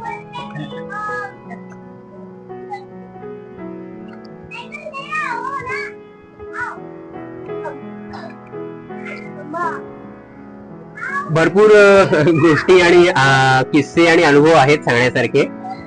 आमचे ऋणानुबंध सरांचे मॅडमचे हे ह्या रिसर्च अकॅडमिक्सच्या पलीकडचे आहेत, जे सांगण्यासारखे आहेतच, पण ते एवढे जिव्हाळ्याचे आहेत की जसे विजय सर म्हणाले की त्यांना मुलगा मानला होता, तर आमच्याकडे पण त्याच जनरेशनने एकाच दुसऱ्याला, दुसऱ्याची तिसऱ्याला असे एक प्रकारची एक लिंक लागलेलीच आहे. आणि काही हक्काने असेल तर मला, मी सरांनाच पहिलं गाईड करतो. मला बीएडचा एक किस्सा आठवतोय. म्हणजे मी डिग्री कॉलेजमध्ये 6 वर्ष पाठकरला होतो आणि माझं काही बसताना बसत नव्हतं. आता करायचं काय, म्हणजे बाकीचे सगळे प्रॉब्लेम्स क्रिएट होतच होते. नेट सेट होत नव्हतं, वॅकन्सी क्रिएट होत होती, ती पोस्ट नव्हती. मी बीएडची एक्झाम सीईटी दिली होती आणि मला सेकंडरी ट्रेनिंग कॉलेज गव्हर्नमेंट कॉलेजमध्ये बीएडचा नंबर पण लागला होता, पण मी ऍडमिशन घेतली नव्हती. सरांना कळलं की ह्याला नंबर लागलेला आहे, तर त्यांनी सांगितलं की ताबडतोब जाऊन ऍडमिशन घे. तो शेवटचा दिवस होता. मी शेवटच्या दिवशी त्या कॉलेजमध्ये गेलो. त्यांनी सांगितलं आत्ताच्या आता 14,000 भरा. तेव्हा गुगल पे, स्मार्टफोन असे काहीच प्रकार नव्हते. मग तिथे माझ्या अकाउंटमध्ये पैसे होते, कमीत कमी मी बाजूला जाऊन डिमांड ड्राफ्ट करून त्यांना दिलं. शेवटच्या दिवशी संध्याकाळी 5 वाजता शेवटची ऍडमिशन मी घेतली बीएडला आणि त्याच्यानंतर माझा करिअरला एक वेगळाच ग्राफ मिळाला. म्हणजे मी त्या डिग्रीमधून ह्या ज्युनियर मध्ये आलो आणि तिथे आता हळूहळू माझं बसतान अकॅडमिक्स मध्ये तरी बसायला लागलंय. भरपूर बोलण्यासारखं आहे, पण बाकीच्यांनाही बोलायची आपण संधी देऊया. तुमचं पुढील आयुष्य सुखाचं, समृद्धीचं, भरभराटीचं, निरोगी आरोग्याचं जाऊच, मॅडम तरी जाऊ आणि निवित तू यशाच्या पुढं पायऱ्या शिखर पादाक्रांत करच. तुला जे हॉस्पिटल करायचं आहे ते होऊ दे, ह्या माझ्या शुभेच्छा आहेतच. आणि मॅडम जशा म्हणाल्या तसं थोडासा ब्रेक घ्या आणि रिसर्च आणि अकॅडमिक्स हे तुमचा प्रांत आहेच, तर थोडस 4 तास मॅडमना 6 तास आम्हाला असं देऊन पुढचं आयुष्य मार्गक्रमण करा. एवढं बोलून मी शुभेच्छा. प्रत्येकाला आपल्याला स्वतःचा एक प्रांत असतो. म्हणजे मला म्हणजे मला असं वाटतं की प्रत्येकाचा स्वतःचा एक पिंड असतो. त्याला दाबून ठेवलं की तो काही दिवसानंतर उफाळून येतो. त्याचा स्फोट न होण्याऐवजी थोडस मॅनेज करून, त्यांनी आतापर्यंत मॅनेज केलेच आहे, तुम्ही मॅनेज करून त्यांच्याप्रमाणे करा असं मी तुम्हाला रिक्वेस्ट करेन सर्वांना. मला काय भाषा वगैरे काय ठोकता येत नाही. तुम्ही मुलांना शिकवायला सांगितलं तर मी 100 मुलांना शिकवू शकतो 2 तास. भाषण आहेत, पण माझे जे खरी रिअली तर खरी म्हणजे माझ्या लाईफच्या हिस्ट्रीमध्ये एमआर सरांनी ते केलेले चेंजेस आहे ना, ते काही मजेशीर आहे ऍक्च्युली. 2005 ला सरांची पहिली एंट्री माझ्या कॉलेजला होते ऍज ए एक्सटर्नल एक्झामिनर. मी तेव्हा केमिस्ट्री डिपार्टमेंटला लॅब असिस्टंट होतो आणि सरांनी लॅब वगैरे बघितली तर माझ्या लॅबची स्पेशालिटी असते की माझ्या हातूनच काम व्हायचं. तोपर्यंत मी त्या ऍपरेटस किंवा केमिकलला हात लावत नाही तोपर्यंत ते पूर्ण नसायचं. देसले सरांना माहित आहे ते, आम्ही करूच द्यायचो नाही. कारण कोणतेही एक्सटर्नल एक्झामिनर येण्या अगोदर मी सगळे 65 टीवायचे प्रॅक्टिकल तोंडपाठ असायचे. कोणतं चुकतंय आणि काय राईट अजून पण बोलू शकतो, एवढा कॉन्फिडन्स आहे. मग सर पहिले आले, मग सरांनी लॅबोरेटरी बघितली, सगळं सिस्टमॅटिक असं ठेवून दिलेलं. एवढं मग कोण आहे सर विचार, मी सर हे तुला माहित आहे सगळं. मला हो माहित आहे. तुला कसं माहित? म्हणलं माझ्याकडे सगळं आहे म्हटलं तो डोसक्यात. आणि मग तेव्हा डिसिजन मॅन्युअल माझ्या डोक्यात स्थिर आहे. मग कोणतं प्रॅक्टिकल लावायचं त्यामुळे तुम्ही सांगाल ते हे रांगेत लावलेत म्हटलं एनालिटिकलचे ऑर्गॅनिकचे फिजिकल तिकडे आहे मग ठीक आहे प्रॅक्टिकल वगैरे घातले मग मला सर विचारतात "तुझं शिक्षण काय मला बीएससी बीएड आहे अरे मग तू एमएससी का करत नाही म्हटलं सर काय 4-5 वर्ष झाले एमएससी चा फॉर्म भरला काय नंबर लागत नाही तर मग तू एक काम कर ना बाहेरची युनिव्हर्सिटी बघ आणि ऍडमिशन करू टाक एमएससी चा आणि नंतर पीएचडी माझ्याकडे या मला काय समजलं मस्करी करतात माझी भाषा हीच ॲज अ नॉर्मल बॉय माझं हे कदाचित साधं वागणं आहे मी असंच बोलतो कॅज्युअली नाही माझा शब्द आहे तू एमएससी कर पीएचडी माझ्याकडेच व्हायची मला ठरलं सर मी पण थोडं काही मनावर सारखं घेतलं नाही आणि काय म्हणतात ते देवाचे कळलेल्या नारळात पाणी त्यानंतर सर परत बरेच वर्ष येत राहिले कंटिन्युअस बीएससी नंतर आणि सरांचं माझा पहिला फोन अरे अजय मी तुझ्याकडे एक्सटर्नल येतोय मग सरांना सांगेल सर काय खायला आणायचं काय नाही बघू नंतर असं आहे तर मग इकडे तिकडे आमचं चालू चॅटरपटर मग आणि मी आहे नॉन व्हेजिटेरियन ऑलवेज व्हेज नाहीच तर नंतर 2010-11 आणि 9-10 याप्रमाणे माझं एमएससी झालं आणि नेमकं सरांना सांगितलं सर एमएससी झालं आणि बॅड लक असं की त्याच वर्षी पेट सुरू झाली 2011ला सरांचा फोन ते पेटचा फॉर्म भर म्हणून सर ते काय असते अरे ती एंट्रन्स एक्झाम आहे पीएचडी झाली यावर्षी झालं म्हणून ठीक आहे भरला पहिली पेट 20 मार्कच भेटले ठाकूर कॉलेज आलेला ऑफलाईन होती त्याच्यानंतर बदली 4-5 वर्ष गेली सरांचा कॉन्टॅक्ट होता नंतर 2018 झालं ते उद्या का परवा लास्ट डेट आहे बघ ते पेटचा फॉर्म भर म्हणून सर बस झाला आता पीएचडीचा कोण नाही तू भर म्हणे सिलेबस मी पाठवतो सरांनी पीडीएफ दिली पाठवून मला तर सरांनी सांगितलं तर खरं तुला पेट एक्झाम द्यायची म्हणून सर ते काय तू दे नंतर बाकीचं काय ते बघू म्हणजे ठीक आहे मी तो फॉर्म भरला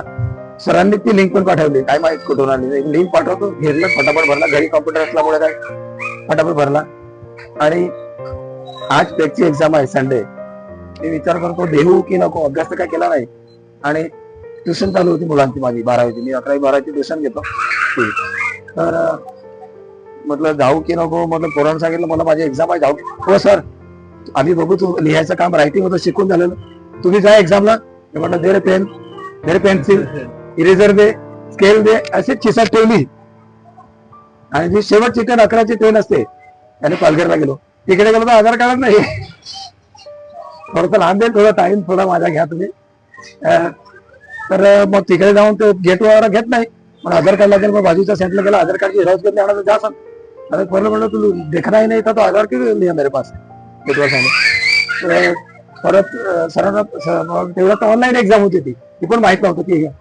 नंतर तिकडे बसलो झाली परीक्षा आणि ऑनलाईन क्लिक केलं तर आला congratulation you have secured 43 marks त्या एक्सटर्नलला सांगितलं की म्हटलं फोटो घेऊ का एक हो घ्या सांगतो मी स्क्रीनवर फोटो घेऊन टाकला पहिला व्हॉट्सअप सरांना केला बाहेर येऊन सरांना फोन 12:30-1 वाजता सर म्हटलं 43 मार्क्स आले अरे तुझे झालं ते म्हटलं काय सर मस्करी करतात 50 पासिंग ठेवलं म्हटलं तुम्ही ते नुसतंच असते रे ते काय तू बघू नको टेन्शन तुझी झाली तेवढ्यात मग मी देखला फोन केला मला आठवतंय की सर एवढे मार्क्स आहे याने काँग्रेसचे पहिला व्हॉट्सअपवर मेसेज टाकून दिला मग सरांचा मेसेज आला सरांना आठवत नसेल ते मग त्यावेळी 36 ला आली मेरिट पर्सेंटाईल डाऊन आणि 43 नाही केलं मग 23 डिसेंबर 18 होत ते 18 ते आणि 18 मार्चला पहिली पेज आमची ही झाली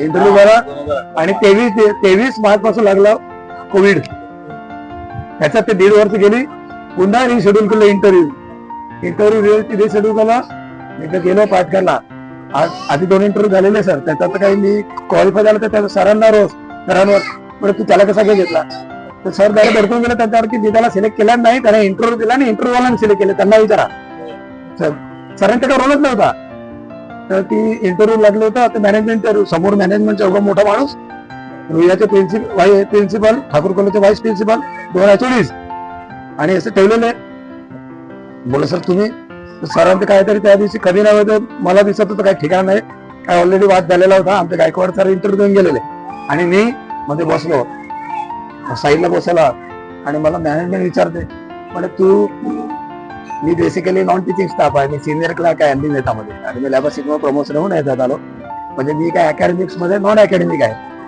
तर तो मॅनेजमेंट वाला विचारतो की बोले first of all tell me why you are going to become a PhD, why you want to do PhD. म्हणजे sir that is my passion of work, research, I want to do a research work. Therefore, I want to do PhD. Well, you know, these have seated in front of me, have taken 7 to 8 years for commission of PhD. But sir, that is their business. I am not going to wait for 3 years, more than 3 years. But how can you say like this? Well, sir, I have a confidence and I am daily working in a laboratory. So I know how to work in a research work and all. But still, but how you get the leave for that? But sir, I have 5 years with me. To take the leave, you don't bother for that. मी डायरेक्टरला असंच बोललो, this is the same language. बोललो okay fine. मग एका याने फक्त मला विचारलं एक क्वेश्चन की okay you tell me the answer, what is the monopolymer and heteropolymer difference. म्हणजे monopolymer is the one kind of only, homopolymer is the one kind of monomer in a chain and homopol is a different kind of monomer combine together एक styrene and ब्युटाडाइन. एवढंच विचारलं ना, दोघे एकमेकाला हसायला लागल्यानंतर प्रश्न विचारलेला आहे. आणि लकीली बघा कसं असतं ते, त्या दिवशी नेमकं मी पॉलिमर केमिस्ट्रीच्या 12वीला चॅप्टर शिकून निघालेलो होतो सकाळी 6:30 ते ट्युशन. म्हणजे जेव्हा तुमचं देव काही भलं करणार असतो ना, त्याच्या साईन्स असतात आणि मी त्या गोष्टी मानतो. त्या वेव्स असतात ते कुठेतरी तुम्हाला हे होतात. परवाला पण तेच झालं, इकडे सर तिकडेच बसलेले, कधी न करणारी सिग्नेचर ती मॅडम गपागप साईन करत होती माझ्या सिनॉप्सिसवर. नाहीतर ती रजिस्टर बघते कोण काय, तर माझ्याविषयी अधिक माहित होतं की अजय कोण आहे. आणि फायनली सरांचा मी कदाचित शेवटचे स्टुडंट, उद्या माझं शेवटचे सिनॉप्सिस सबमिट असेल. आणि सरांनी मीटिंग मध्ये पण डायरेक्ट बोललेलं, माझ्या जेव्हा आपले जे रिसर्च जेव्हा वायवा झाले सगळे पहिले कोणते सर ते इंटरव्ह्यू झाले, त्याच्यात सरांनी सांगितलं गेलं की यावर्षी मी 4 स्टुडंट फक्त अजय पाटीलसाठी घेतोय, त्यानंतर मी कोणालाही घेणार नाहीये. मी त्याच्यासाठी जे 4 स्टुडंट घेणार, मी घेणार नव्हतो. सरांनी ओपनली बोलले, जेवढा मी कर सगळं सगळे होते मला तेव्हा. सर तुम्ही पण कनेक्ट करत होते तेव्हा. आणि ही सगळी PhDची सगळी क्रेडिट मी माझ्यासाठी नाही, मी सरांसाठी करतोय, माझ्या सरांसाठी. आणि त्याचं सगळं श्रेय मी कायमच्या सरांसाठी देईल. आणि त्याच्या वहिनीचा पण सगळ्यात मोठा हात आहे, कारण माझा फोन नेमका वहिनीतच आहे. तेव्हा फोन करतो आणि नंतर सांगतो थोडा वेळ नंतर करतो फोन, काय गेलं तिकडे मग ठीक आहे. आणि माझ्या फोनाची कधीही टाइम नसतो, रात्री 11 पण असतो, वहिनींना पण माहित आहे. मला वाटलं फोन करणार म्हणजे करणार आणि सर उचलणार. मी जर सर जेवत असेल जेवतो, जेवताना म्हटलं तुम्ही जेव्हा आधी मी ठेवतो फोन, सगळं उलट आहे. आणि तिकडे पण सर जेव्हा एक्सटर्नल एक्झाम यायचं मग ते आधी मला सुद्धा अजय कुठे गेलाय त्याला बोलू ना.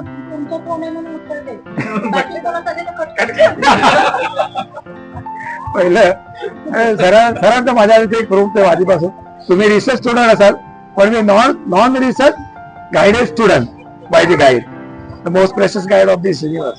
आणि माझ्यासाठी गाईड नाहीच आहे ते, एक मोठे भाऊ वडील सगळ्यांची भूमिका सरांनी एका हाती पार पाडलेली आहे.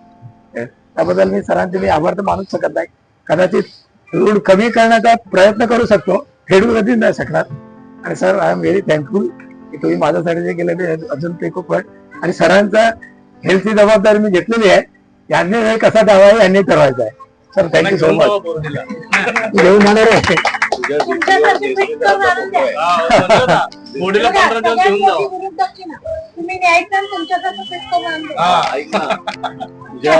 जो व्हॉट्सअपचा डीपी आहे त्याच्यात देसले सर आहे, देसले सरांची PhD कशी झाली तशी तुझी झाली पाहिजे. तुमच्या सगळ्यांच्या मार्गातून सर आहे, त्यामुळे काय देसाई सरांचा तर माझ्या बरोबर कायमच साथ आहे. मला सांगतात कधीही तर तुझ्या मागे तो माणूस थांबलेला कोण आहे, म्हणजे this is the real man with me. Success behind the man म्हणतात ते आहे म्हटलं. Thank you so much. ती हसूर तुम्हाला हे कोल्हापूर मधलं एक छोटस गाव आहे.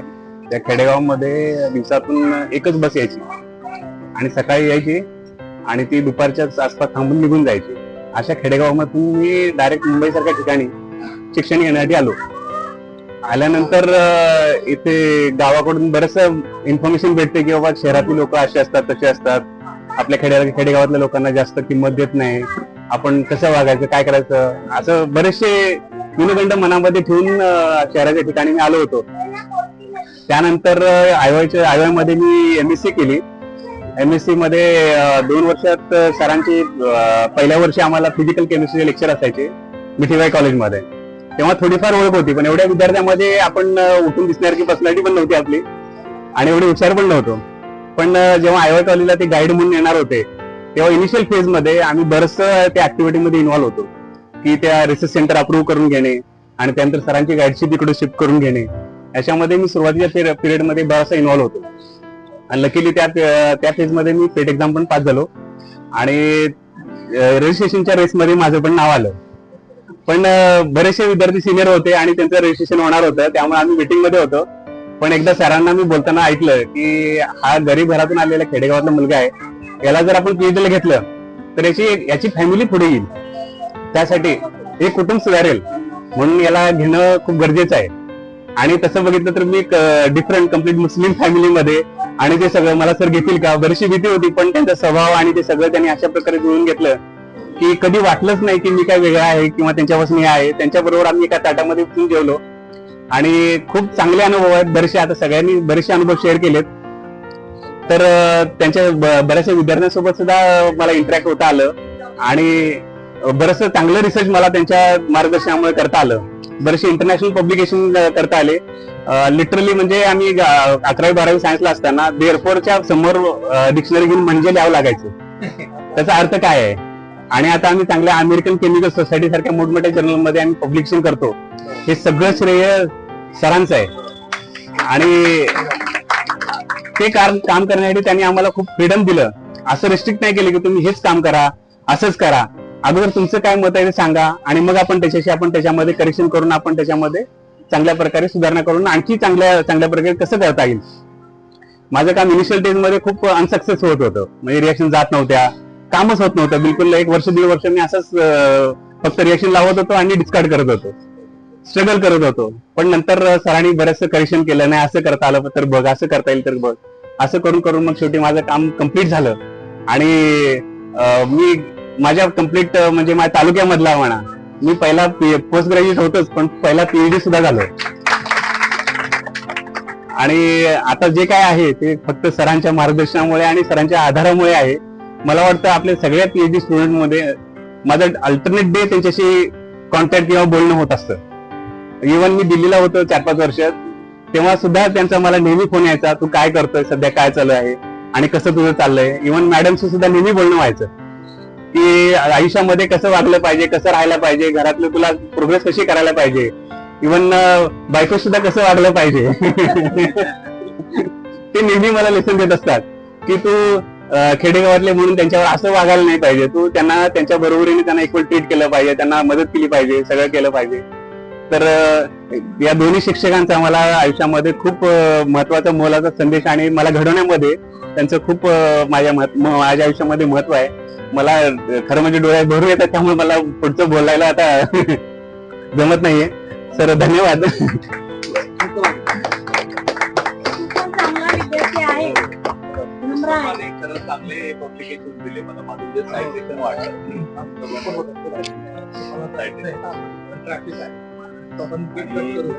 बाकीच्या स्टुडंटला पण खूप मदत केली. मी जास्त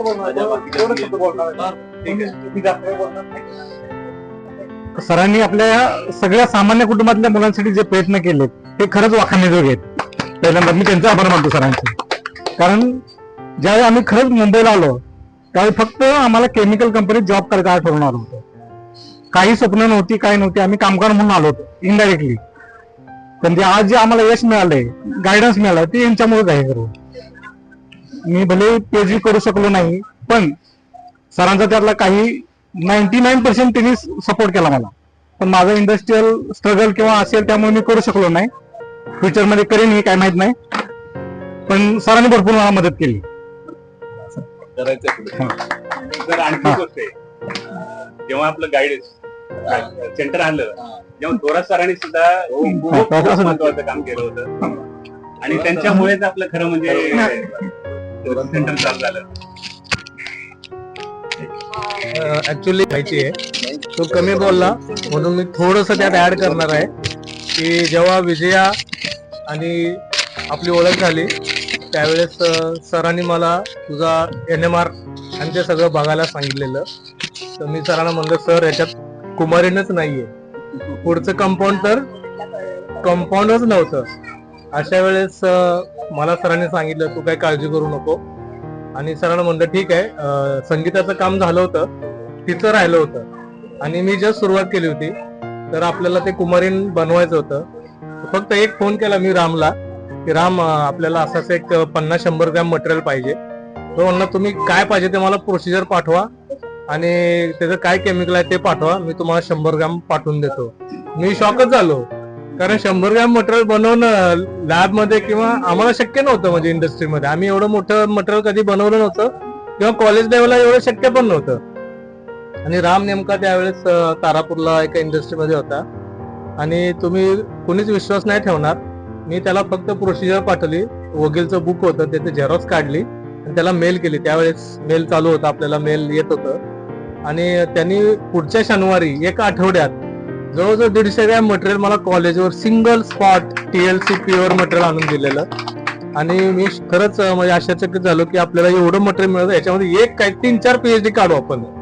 आणि दिस इज हाऊ विजया तुझं काम पूर्ण झालेलं. हा, आणि ते त्या मटेरियल आपण फक्त मेल्टिंग पॉइंट घेतला आणि तो मॅच झाला परफेक्ट. तेवढंच मी रामला सांगितलं तू मटेरियल बनव, ड्राय कर, मेल्टिंग पॉइंट घे आणि मग आपल्याला आणून दे. त्यानंतर मग आपण पुढचं जे फॉर्म्युलेशन त्याचे कॉम्प्लेक्सेस वगैरे ते सगळं बनवलं. सो विजया तुझ्या कामामध्ये जो पिलर आहे तो राम आहे. ओके, सो राम तारी त्याला कोण मारी. आणि बऱ्याच वेळेला काही कंपाऊंड लागले ना तर रामला आम्ही लगेच फोन करायचो. रामचं प्रॅक्टिकल स्किल खूप चांगलं होतं. मला मी राऊंड अबाउट 500 API मध्ये काम केलेलं आहे. अराउंड अबाउट 500च्या वरतीच असतील, start from KSM to API.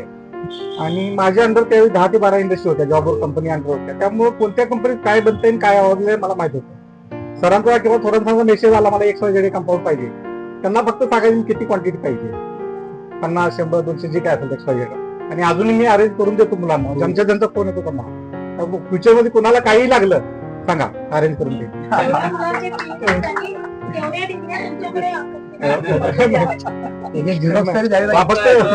बोलू शकत नाही, प्रॉब्लेम तो हा पण याचं नॉलेज आता आज कसं काय तुझा फोन वाजत नाही, मला वाटतं संडे असतो त्यामुळे. हा मला भेटायला जेवढे येतं ना त्यावेळेस मी आलो सांगायचं फोन बंद करून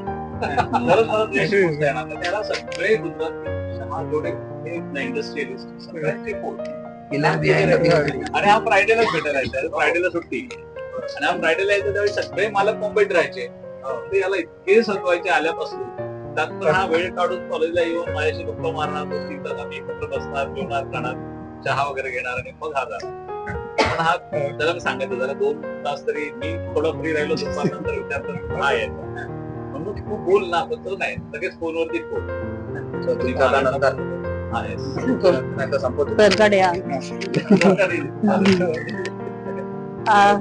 मैं मुस्तफा सर से स्टार्ट करी. मैंने 2012 में IMSc ज्वाइन किया था IY में, and I used to see Mustafa sir and Thorat sir, even Devidas sir used to visit, they used to visit. And Thorat sir was like मैं हाँ कि किसी को कुछ नहीं बताऊंगा अनलेस आई फील ये पर्सन को कुछ आता है कि नहीं. जब तक उनको फील नहीं होता था कि इसको कुछ आता है मैं नहीं बताऊंगा.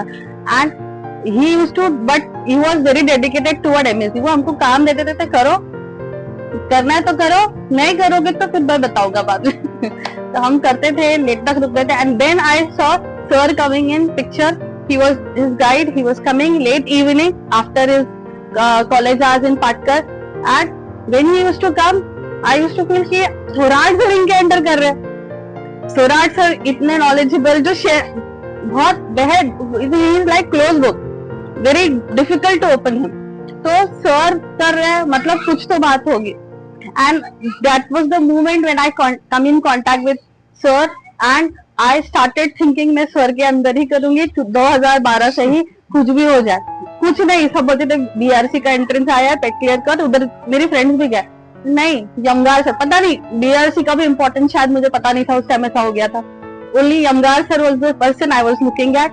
फिर जैसे शादी वादी होगी, फिर 2018 में आई कॉन्टेक्टेड सर. सर मुझे PhD करना है. Sir told me ask Thorat sir first. Thorat sir said तेरे बच्चे तू कैसे करेगी, but sir convinced him. he was also convinced, but he was like कि बच्चे है तो तू कर पाएगी ये भी नहीं कर पाएगी, and you are having twins also in that.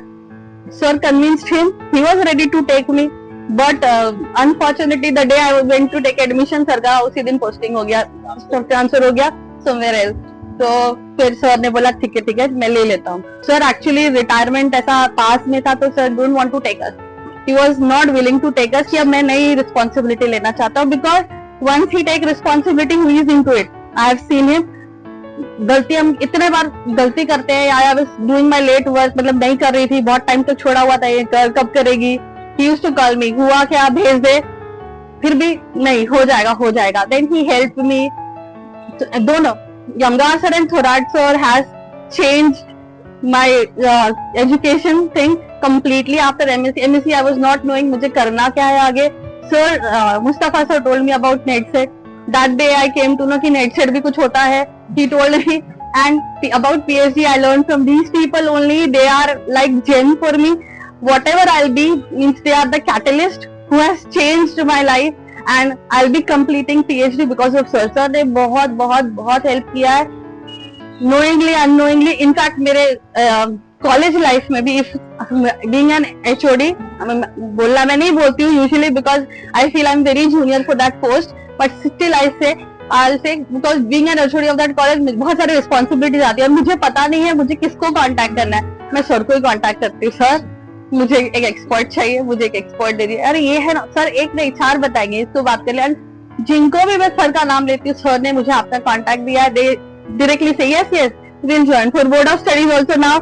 अभी तक एंड कल भी शायद मैं सर को कुछ पूछ रही थी related to my college and something, and ये किया. सुषमा मैम ने, everyone they said yes, they are big person working in big institute. Still I said sir's name and they don't know me, but still they said yes, हाँ हम करेंगे. तो मेरा whatever I'm doing in my college and my PhD, everything now I dedicate to sir. You have helped me a lot, sir, and I think मैं नहीं कर पाती sir के help के बिना. Thank you so much, sir. Suraj sir is not there, but I don't know. And आप source थे. He is there virtually. हाँ virtually. तो आप source थे कि मैं उनसे भी मिल पाती, but Thorat actually non-Maharashtrian. ठीक है non-Maharashtrian.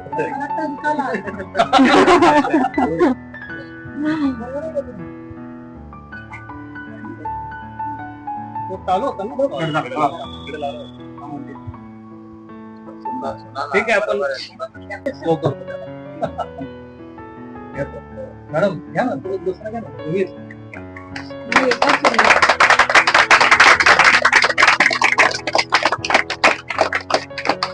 रिटायरमेंट का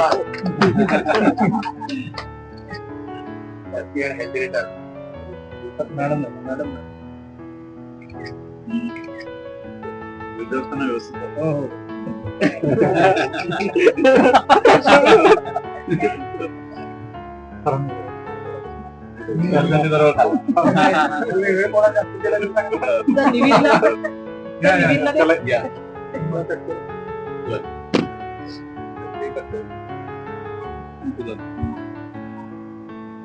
फक्त फॉर्मॅलिटी आहे. इथून पुढे अजून एनर्जी काम करायचं.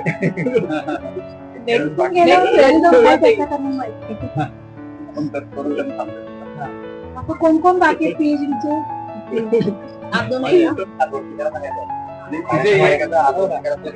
तुमचा फोन कट करणार आता घेऊन आता यांचा फोन कटा काढले फोटो घेतले करतात. विजय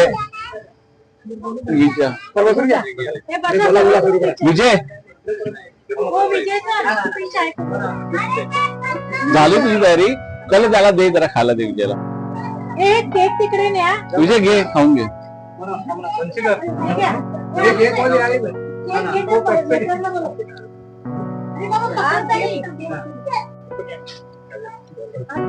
हे काय? अच्छा विद्यार्थी सगळे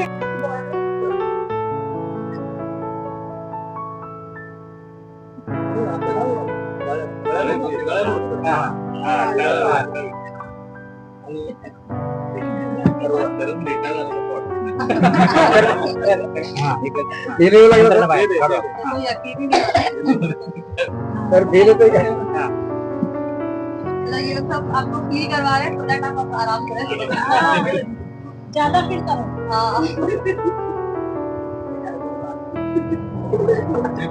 सबसे मुलाला ज्यादा देखो। टेंशन अनुसे का ही था कि वो इतना एक्टिंग करता था जब मेरे पास आया तो मैंने वाह वाह कैसा देखा। झालं करो। पकडो पकडो विचार नको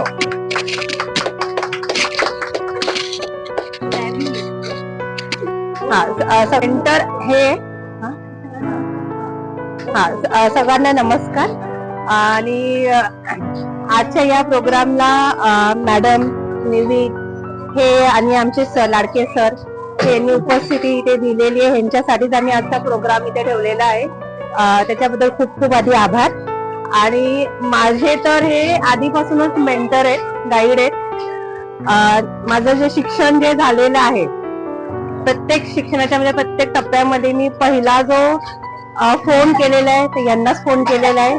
माझं BSc च्या वेळी असेल, माझं BEdच्या वेळी असेल, ह्यांच्या गायडन्सनेच माझं शिक्षण झालेलं आहे. माझं MSc च्या ऍडमिशनच्या वेळी पण मी पहिलाच फोन केलेला की मला साठेमध्ये मिळते माझ्या कॉलेजमध्ये आणि कलिनामध्ये मला मिळते, कुठे घेऊ. यांनीच मला सांगितलं कलिनामध्ये की त्यांच्या शब्दावरच आजपर्यंत मी सर्व माझं शिक्षण पूर्ण केलेलं आहे आणि त्याचा मला खूप फायदाही झालेला आहे. त्याच्यानंतर पण प्रत्येक वेळी माझं असं होतं की मी रिसर्च जर करणार, हे माझं आधीपासून फिक्स होतं की मी यांच्याच अंडर करणार.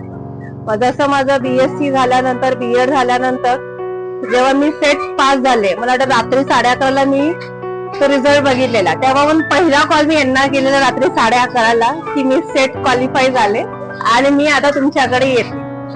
त्याच्यामुळे मी लगेच नंतर यांच्या घरी गेले होते आणि तिथे आमचं सर्व डिस्कशन झालं की PhD ला मी ऍडमिशन यांच्याकडे घेणार. त्याच्यामुळे गाईड माझे पहिल्यापासून फिक्सच होते की मला ह्यांच्या अंडरच करायचं.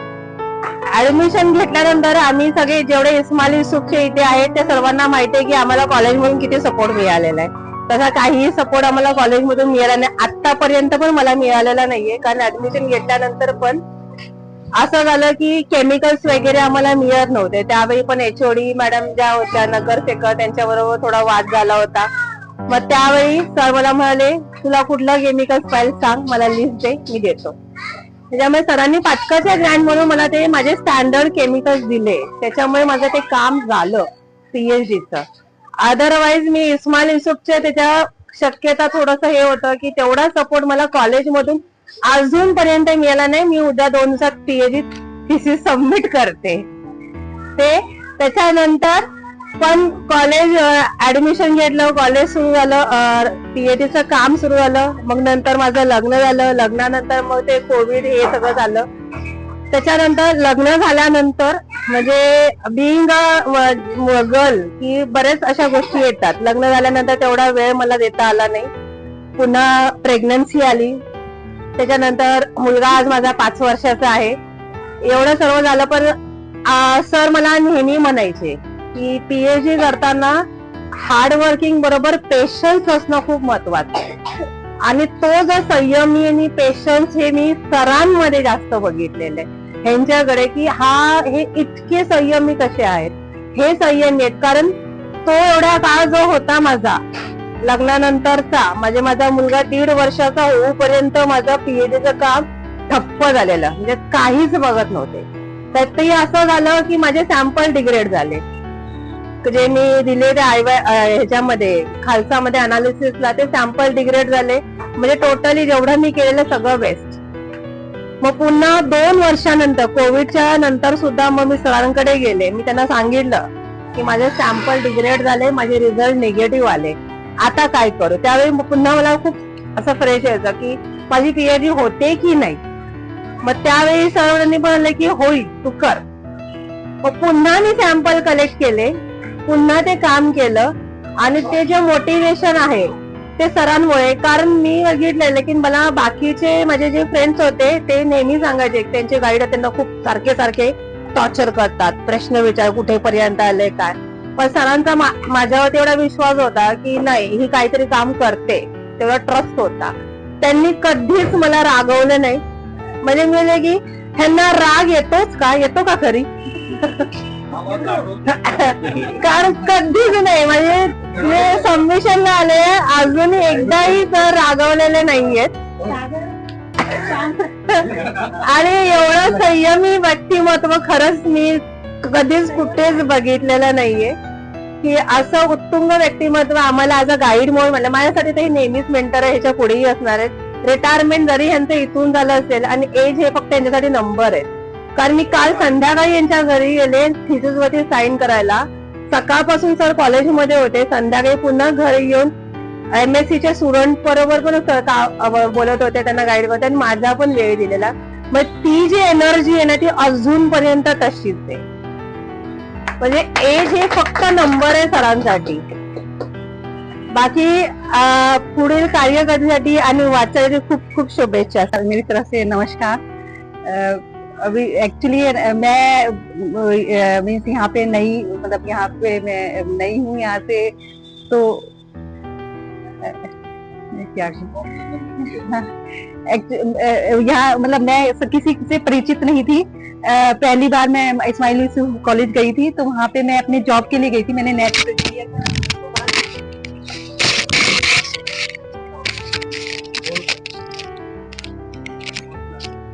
वहाँ पे मैं है ना, मुझे पता चला कि सर है ना गाइडशिप मीन्स केमिस्ट्री डिपार्टमेंट की गाइडशिप सर मीन्स करते हैं.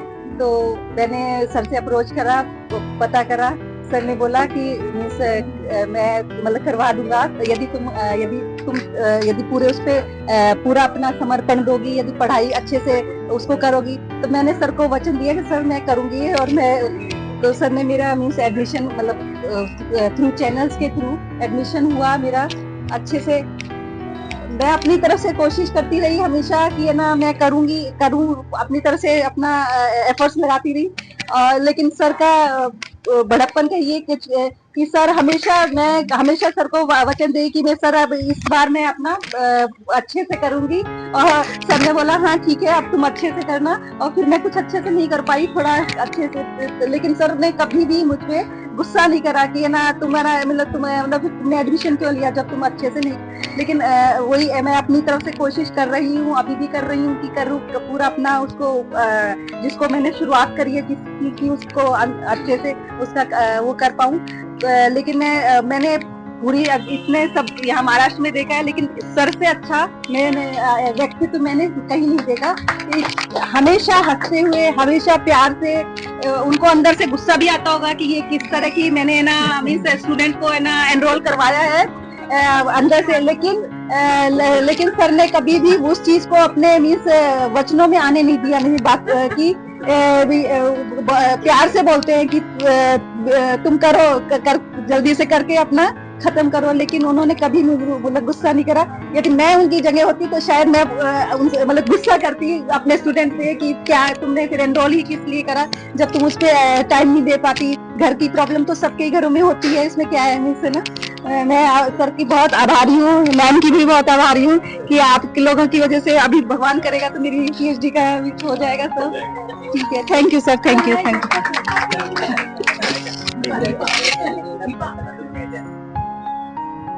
सर्वप्रथम यमगर सरांना मी नमस्कार करतो.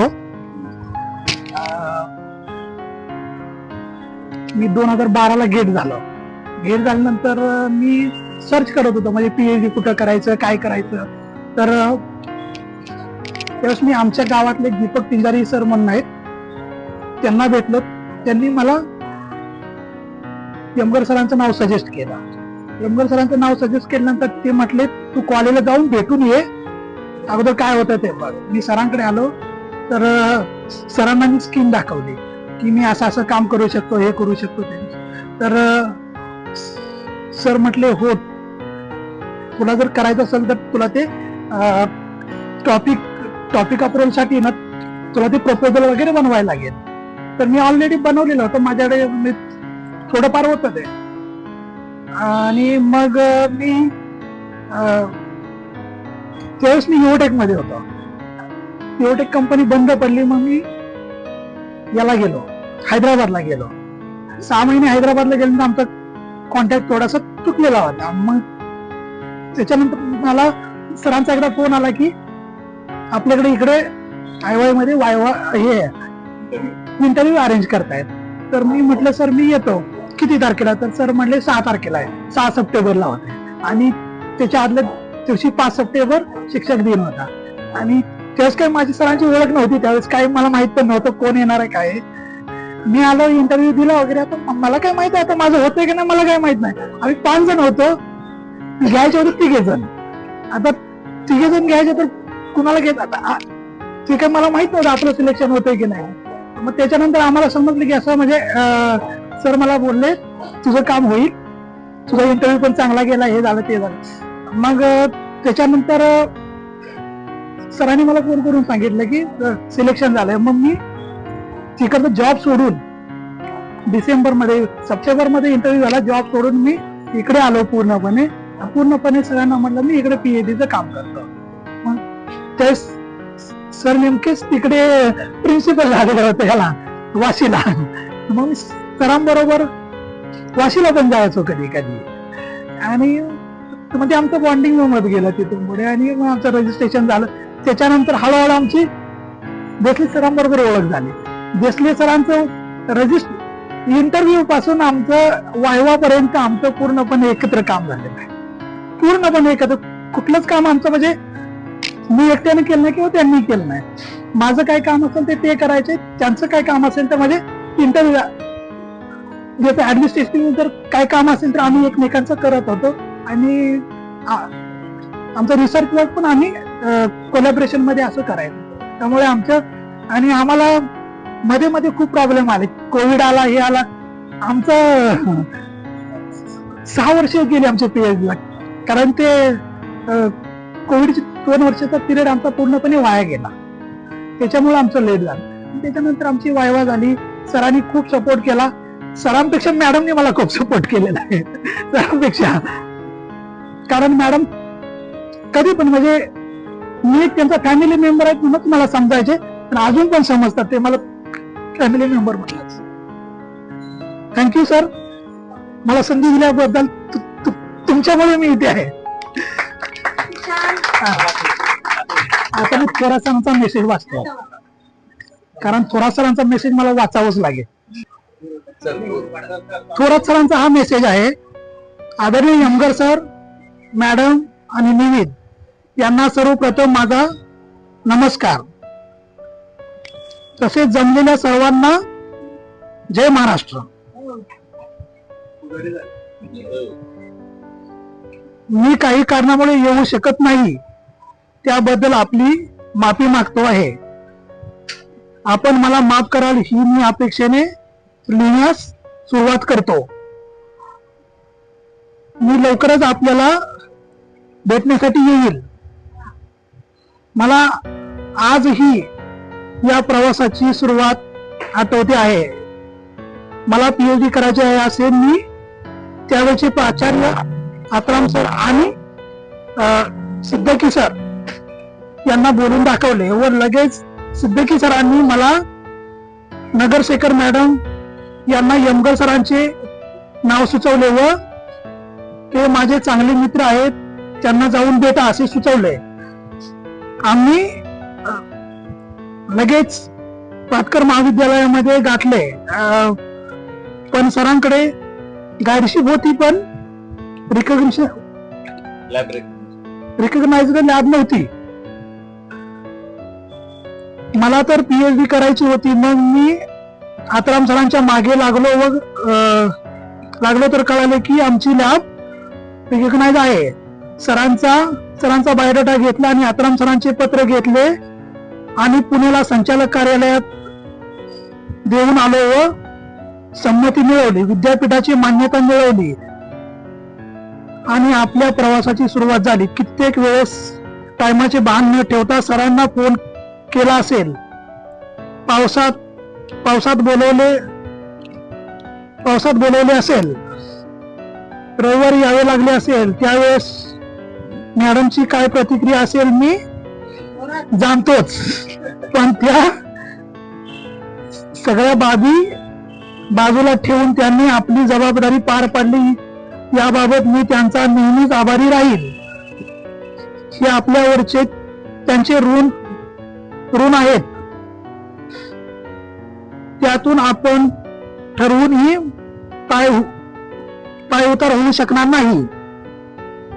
प्रत्येकाला त्यांनी सांभाळून घेतलेले आहे. सर माझे चांगले मित्रही आहेत, त्यामुळे हे सर्व ते माझ्याशी नेहमीच शेअर करायचे. आजही मला माझ्या आयुष्यात काही व्यक्तींची उणीव जाणवते. माझे शिक्षक डी पाटील सर, माझे ऍडमिन मेंटॉर विजय खन्ना सर, रामदास आत्राम सर आणि आपण. मी नेहमी यातील एखाद्या निर्णय घेण्याआधी त्या प्रसंगी यांची आठवण करतो, कामाला सुरुवात करतो. माझ्यासारख्या अनेकांचे आपण कळत न कळत आदर्श असतो, हे आपण शिक्षक म्हणून कमावले आहे. आणखी एक बाब आपल्याला सर्वांना मी सांगतो, जी मी कधीही कुणाशी बोललो नाही. आपल्यापैकी बऱ्याच जणांना PhD साठी आणखी संघर्ष करावा लागला असता, कारण IY मधील बऱ्याच वेळा सरांना दुसरीकडे जायला सांग असे बोलावून आणि इतर मार्गाने सांगण्यात आले. पण सरांचा शांत स्वभाव आणि तळमळ कामाला आली. त्यासाठी अनेकांशी माझे तर वाद झाले, मला मेनो मिळाले. हे पण सरांसारखे मित्र आणि आपला उद्देश निस्वार्थी असेल तर त्याला यश मिळतेच, यात शंका नाही. सरांनी बऱ्याच वेळा बदललेल्या परिस्थितीशी जुळवून घेत आपल्या सर्वांच्या आयुष्याला वळण दिले आहे.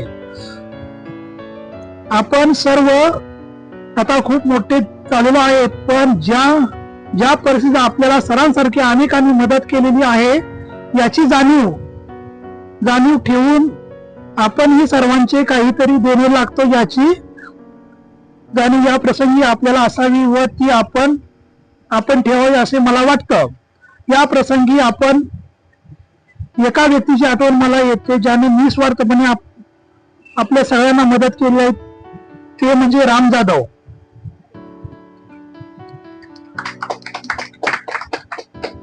त्याने अनेक प्रकारचे केमिकल्स आपल्याला सगळ्यांना दिलेले आहेत आणि तेही स्वतः आणून दिलेले आहेत.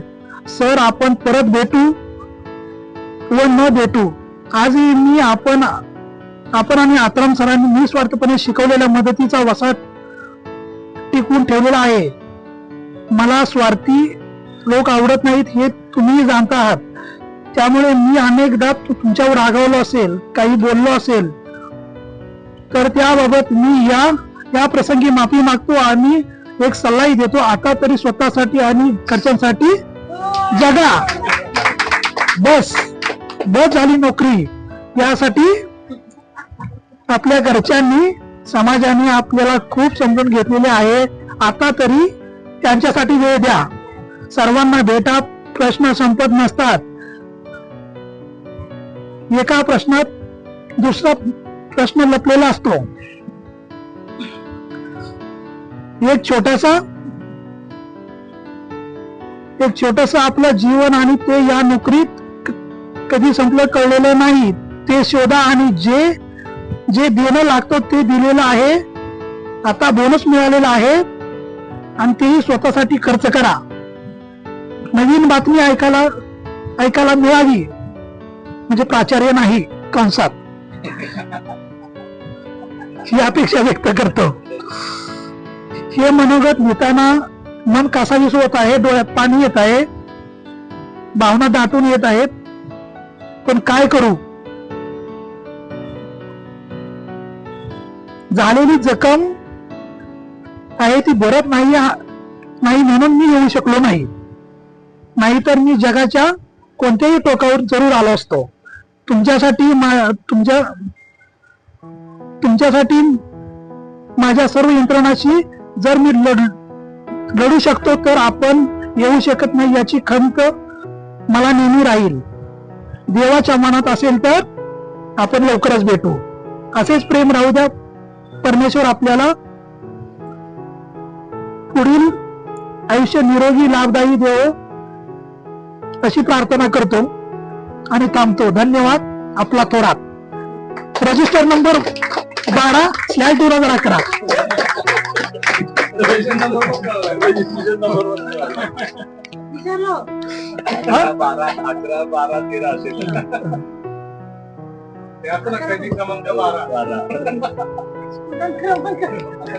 रजिस्ट्रेशन नंबर असतो ना.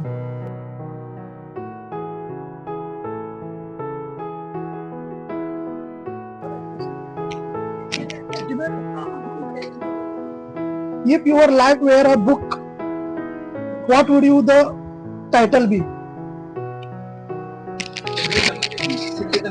Me and my research students.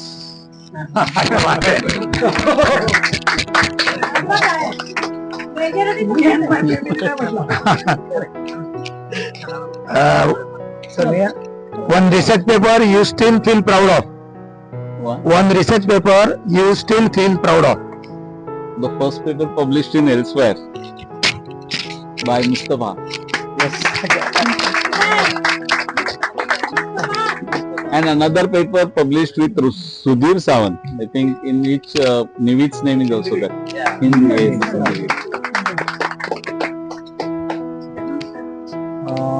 Which hat did you enjoy the most, professor, principal, apparent?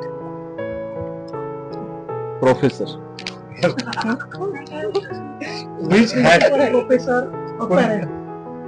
Which hat did you? All actually, but professor instead of principal, professor is the best. नाही पण parent आहेत ना, आधी मुळात पहिला parent. मला याच्यात सांगायचं की मी पीएचडी करत होतो आणि त्यावेळी लिटरली मला रात्री 11 वाजायचे घरी यायला, आणि त्यावेळी निवित खूप लहान होता.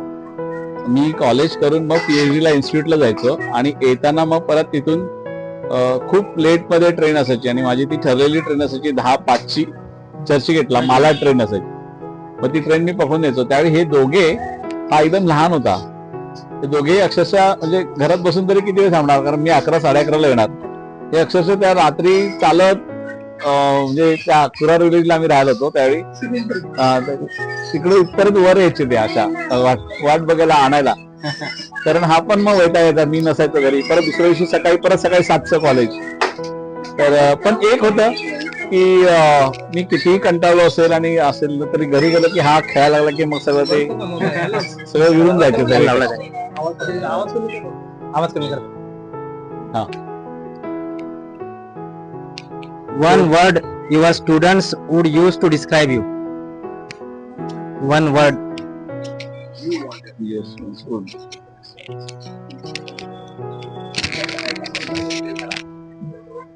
I think this reaction should come from students. पण मला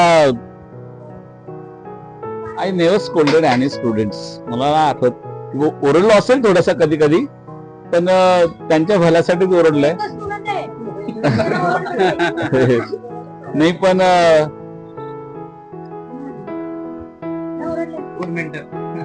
good mentor or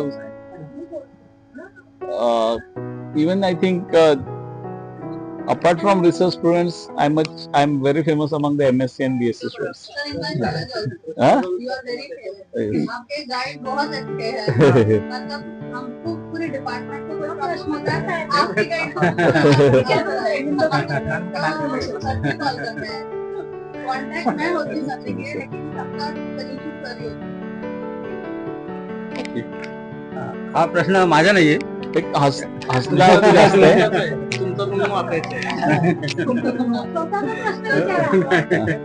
हा प्रश्न माझा नाही, मला विचारण्यात सांगायला आला. What does success mean to you in one life?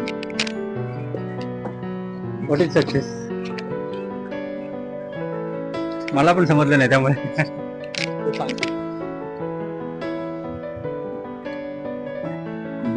What does success mean? एका ओळीत यशाचं उत्तर सांगा. यश म्हणजे काय एका ओळीत सांगा. Good parent, good teacher, good guide, and a philosopher.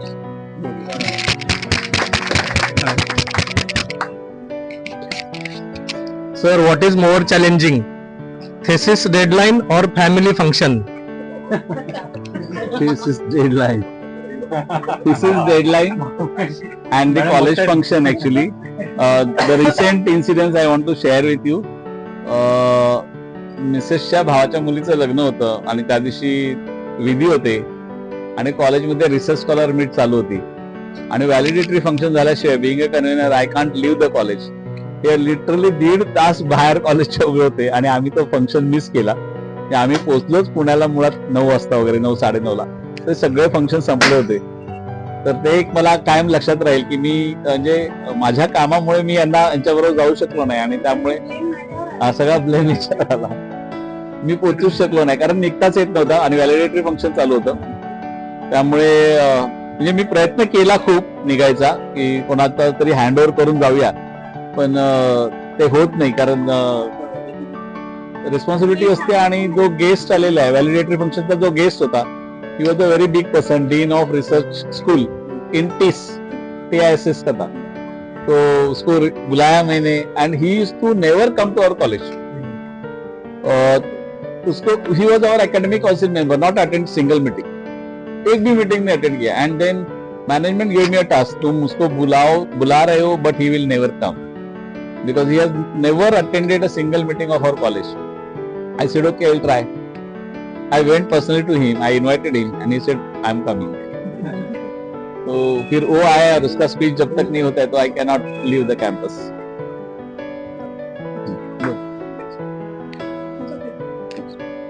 Sir, next question. What did your family tease you most about? मेरा सिम कार्ड लेना है इनको. But they always say that give some time for us also. तो एकच आहे की आम्हाला पण थोडा वेळ द्या तुमच्यातला. आणि त्यांचं एक म्हणणं आहे की तुम्ही ऑफिस आवर्स मध्ये सगळं करा, घरी नका कॅरी करू. But again it is very difficult. Students आहेत, त्यांना कधी मार्गदर्शनाकरता ते फोन करतात.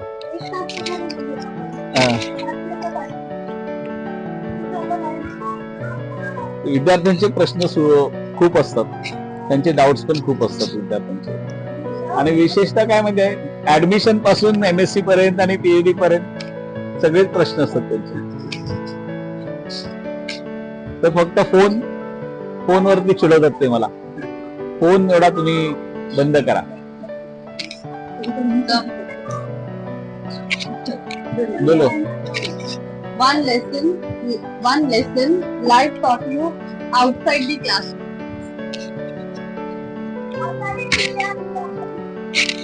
To help others outside the classroom. Again, I'm always try to help whatever I'm having the contact. I'm always trying to help others in any way, not only related to research or anything. But if I ever help the person who is in need, उसको मैं help करना चाहता हूँ. We know that. We all experience. Madam. Sir, what's tougher, being a principal or being a parent? Being a principal. Parent day आनंदच दिला मला. तसं मी माझ्या इकडून खूप लकी आहे, फॅमिली कडून खूप लकी आहे. पण प्रिन्सिपल ज्यावेळी मी झालो होतो ना त्यावेळी खरंच म्हणजे आनंद होता. पण मला ते असं वाटलं की आय सॉ अनुसे. माझ्या कॉलेजमध्ये प्रिन्सिपल असताना माझ्यापेक्षा जास्त अनुसेला लोक ओळखतात. आणि विशेष म्हणजे सेक्रेटरी प्रेसिडेंट ह्याला नावाने आठवतात की अरे वो स्टूडेंट किधर है तुम्हारा आता था वो अनुसे. म्हणजे सेक्रेटरी, जनरल सेक्रेटरी त्या कॉलेजचा तो वो स्टूडेंट किधर है जो तुम्हारे सामने बैठा करता था. त्यामुळे आणि त्यावेळी काय झालं, प्रिन्सिपल असताना ना खूप वेळ देऊ शकलो नाही मी. हा असायचा Vishal Udmale use to come with me in the train and again go with me in the train. एवढंच आमचं डिस्कशन व्हायचं रिसर्चचं. Somehow he could not complete it, but Vishal Udmale I know him because तो यायचा माझ्याबरोबर ट्रेनमध्ये आणि ट्रेनमध्येच आमचं डिस्कशन व्हायचं रिसर्चवरती. परत बरेच स्टुडंट्स येऊन तिकडे प्रिन्सिपल असताना मला वेळच नसायचा. लिटरली हे समोर बसलेले असायचे आणि फाईल तो एक थोडासा का असा होता की जो ऍक्च्युली मी त्यावेळी खरं स्वीकारायला नको होतं ते प्रिन्सिपल पोस्ट असं वाटतं मला. आणि त्यामुळे त्याच्यात सेटबॅक पण झाला. जर मी प्रिन्सिपल नसतो झालो तर सुधीर आणि थोरातची PhD लवकर झाली असती. ती थोडी लांबली. म्हणजे मी प्रिन्सिपल इंटर्नशिप सोडल्यानंतर लगेच सुरतची वायवा झाली, त्याच्यानंतर 15-20 दिवसांनी सुधीरची वायवा झाली, त्याच्यानंतर मग बरेचसे सगळे व्यवस्थित होत गेले. पण तो जर तेवढासाच काळ, तो 1-1.5 वर्षाचा काळ जर तिकडे गेलो नसतो ना, तर तो 1.5 वर्षाचा काळ यांना जास्त वापरता आला असता इंडस्ट्रीत डॉक्टर म्हणून. सर अच्छा हा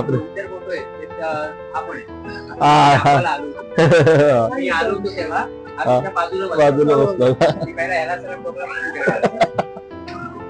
तर next question, your favorite subject to teach and why? My favorite subject is physical chemistry basically, and that too also quantum chemistry, which has applications in many fields. But I learned organic chemistry through my students. सगळ्या research स्टुडंटने मला organic chemistry शिकवलं, which is but I used to teach quantum chemistry, आणि मला ते आवडतं कारण quantum केमिस्ट्रीचे application सगळ्या subjects मध्ये आहेत. सो माझे बरेचसे स्टुडंट्स बीएससी नंतर ज्यांना मी पर्सनली शिकवलंय किंवा ज्याच्यावर माझा पर्सनली टच आहे, they all have taken MSc physical chemistry and they have all cleared net and set. ज्यांनी फिजिकल केमिस्ट्री घेतलंय एमएससी ला ते नेट सेट क्लिअर झाले. Your proudest moment in your career. Proud moment. Proudest moment in your career.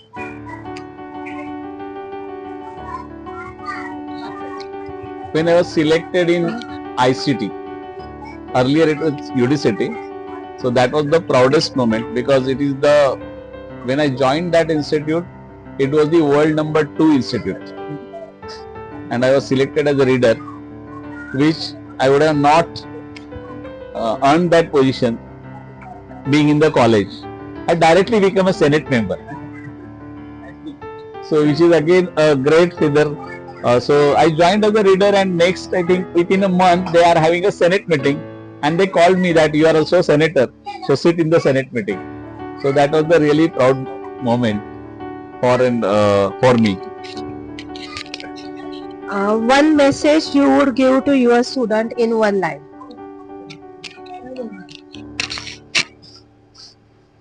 In one line it is very difficult, but घरी लक्ष देऊ नका. घरी लक्ष देऊ नका. आणि विचारतो असू द्या. नाही, तुम्ही मला एकच सांगायचंय की जे मी करू शकलो because of my strongest support from family, तुम्ही मात्र दोन्ही बॅलन्स करा. आणि सध्याचा काळ असा आहे, the one who balances family and the career will be the best person. त्यामुळे फॅमिली पण बॅलन्स करा. मला तिकडून सूट होती, पण आता सध्याचा काळ तसा नाहीये. फॅमिली नाही ना, कुणाला सूट नाही. आम्ही कंपनीतलं काम कंपनीत ठेवून येतो, कारण ते घरी आणता येत नाही. ते काय थोडासा balance between family and career if you try. थोडं मुस्तफाला पण सांगायचं, जास्त वेळ कंपनीतच देतो. मुस्तफाला घ्यायच्या अगोदर एक कंडिशन होती की कंपनी जवळ घर घ्यायचं तर तुला नोकरी मिळेल.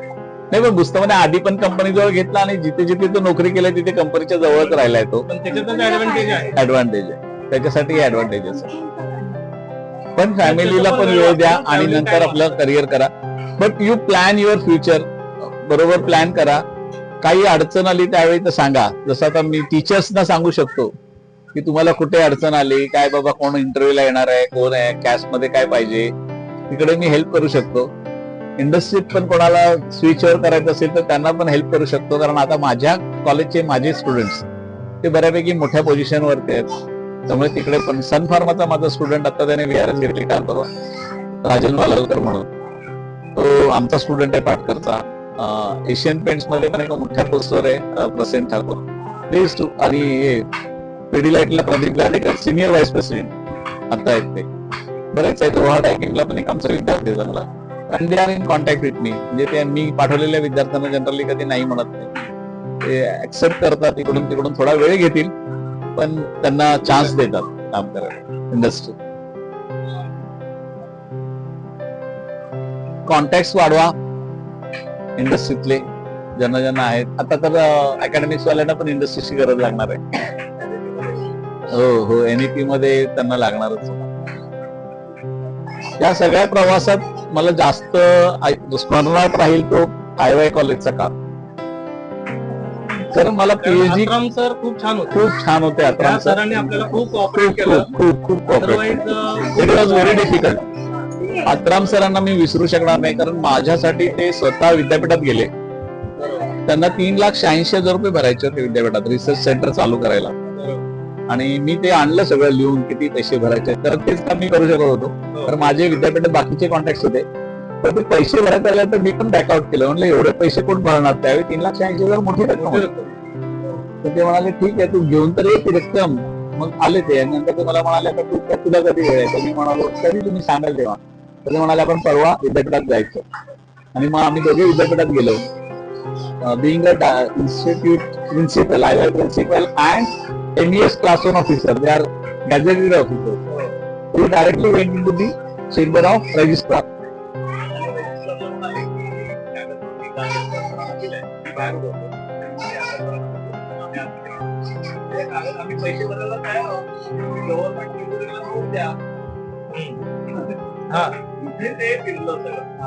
विद्यापीठ गव्हर्नमेंट चालवतंय आणि गव्हर्नमेंट ट्रेझरीकडून पैसे मागतोय. आणि त्या एका गोष्टीवर तिथे विरला आणि ते म्हणाले की काय बोलवलं लगेच R&D सेक्शनला लगेच केलं. म्हणजे पैसे भरायची गरज नाही पडली. मग आणि त्याच्यानंतर थोरात सर आणि खूप पब्लिकेशन झाले. त्या पब्लिकेशनच्या जोरावर प्रिन्सिपल होता. कारण त्यावेळी कसं होतं, API पाहिजे होता. त्यावेळी माझं API 400 होतं. त्या API 400 मिनिमम होता, त्यांना पाहिजे होतं. माझ्याकडे 400 पेक्षा जास्त API होता.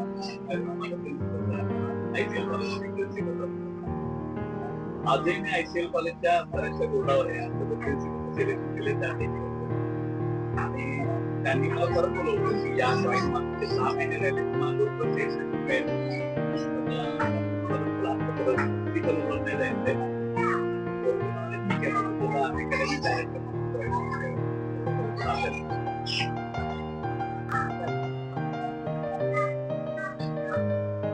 बरेचसे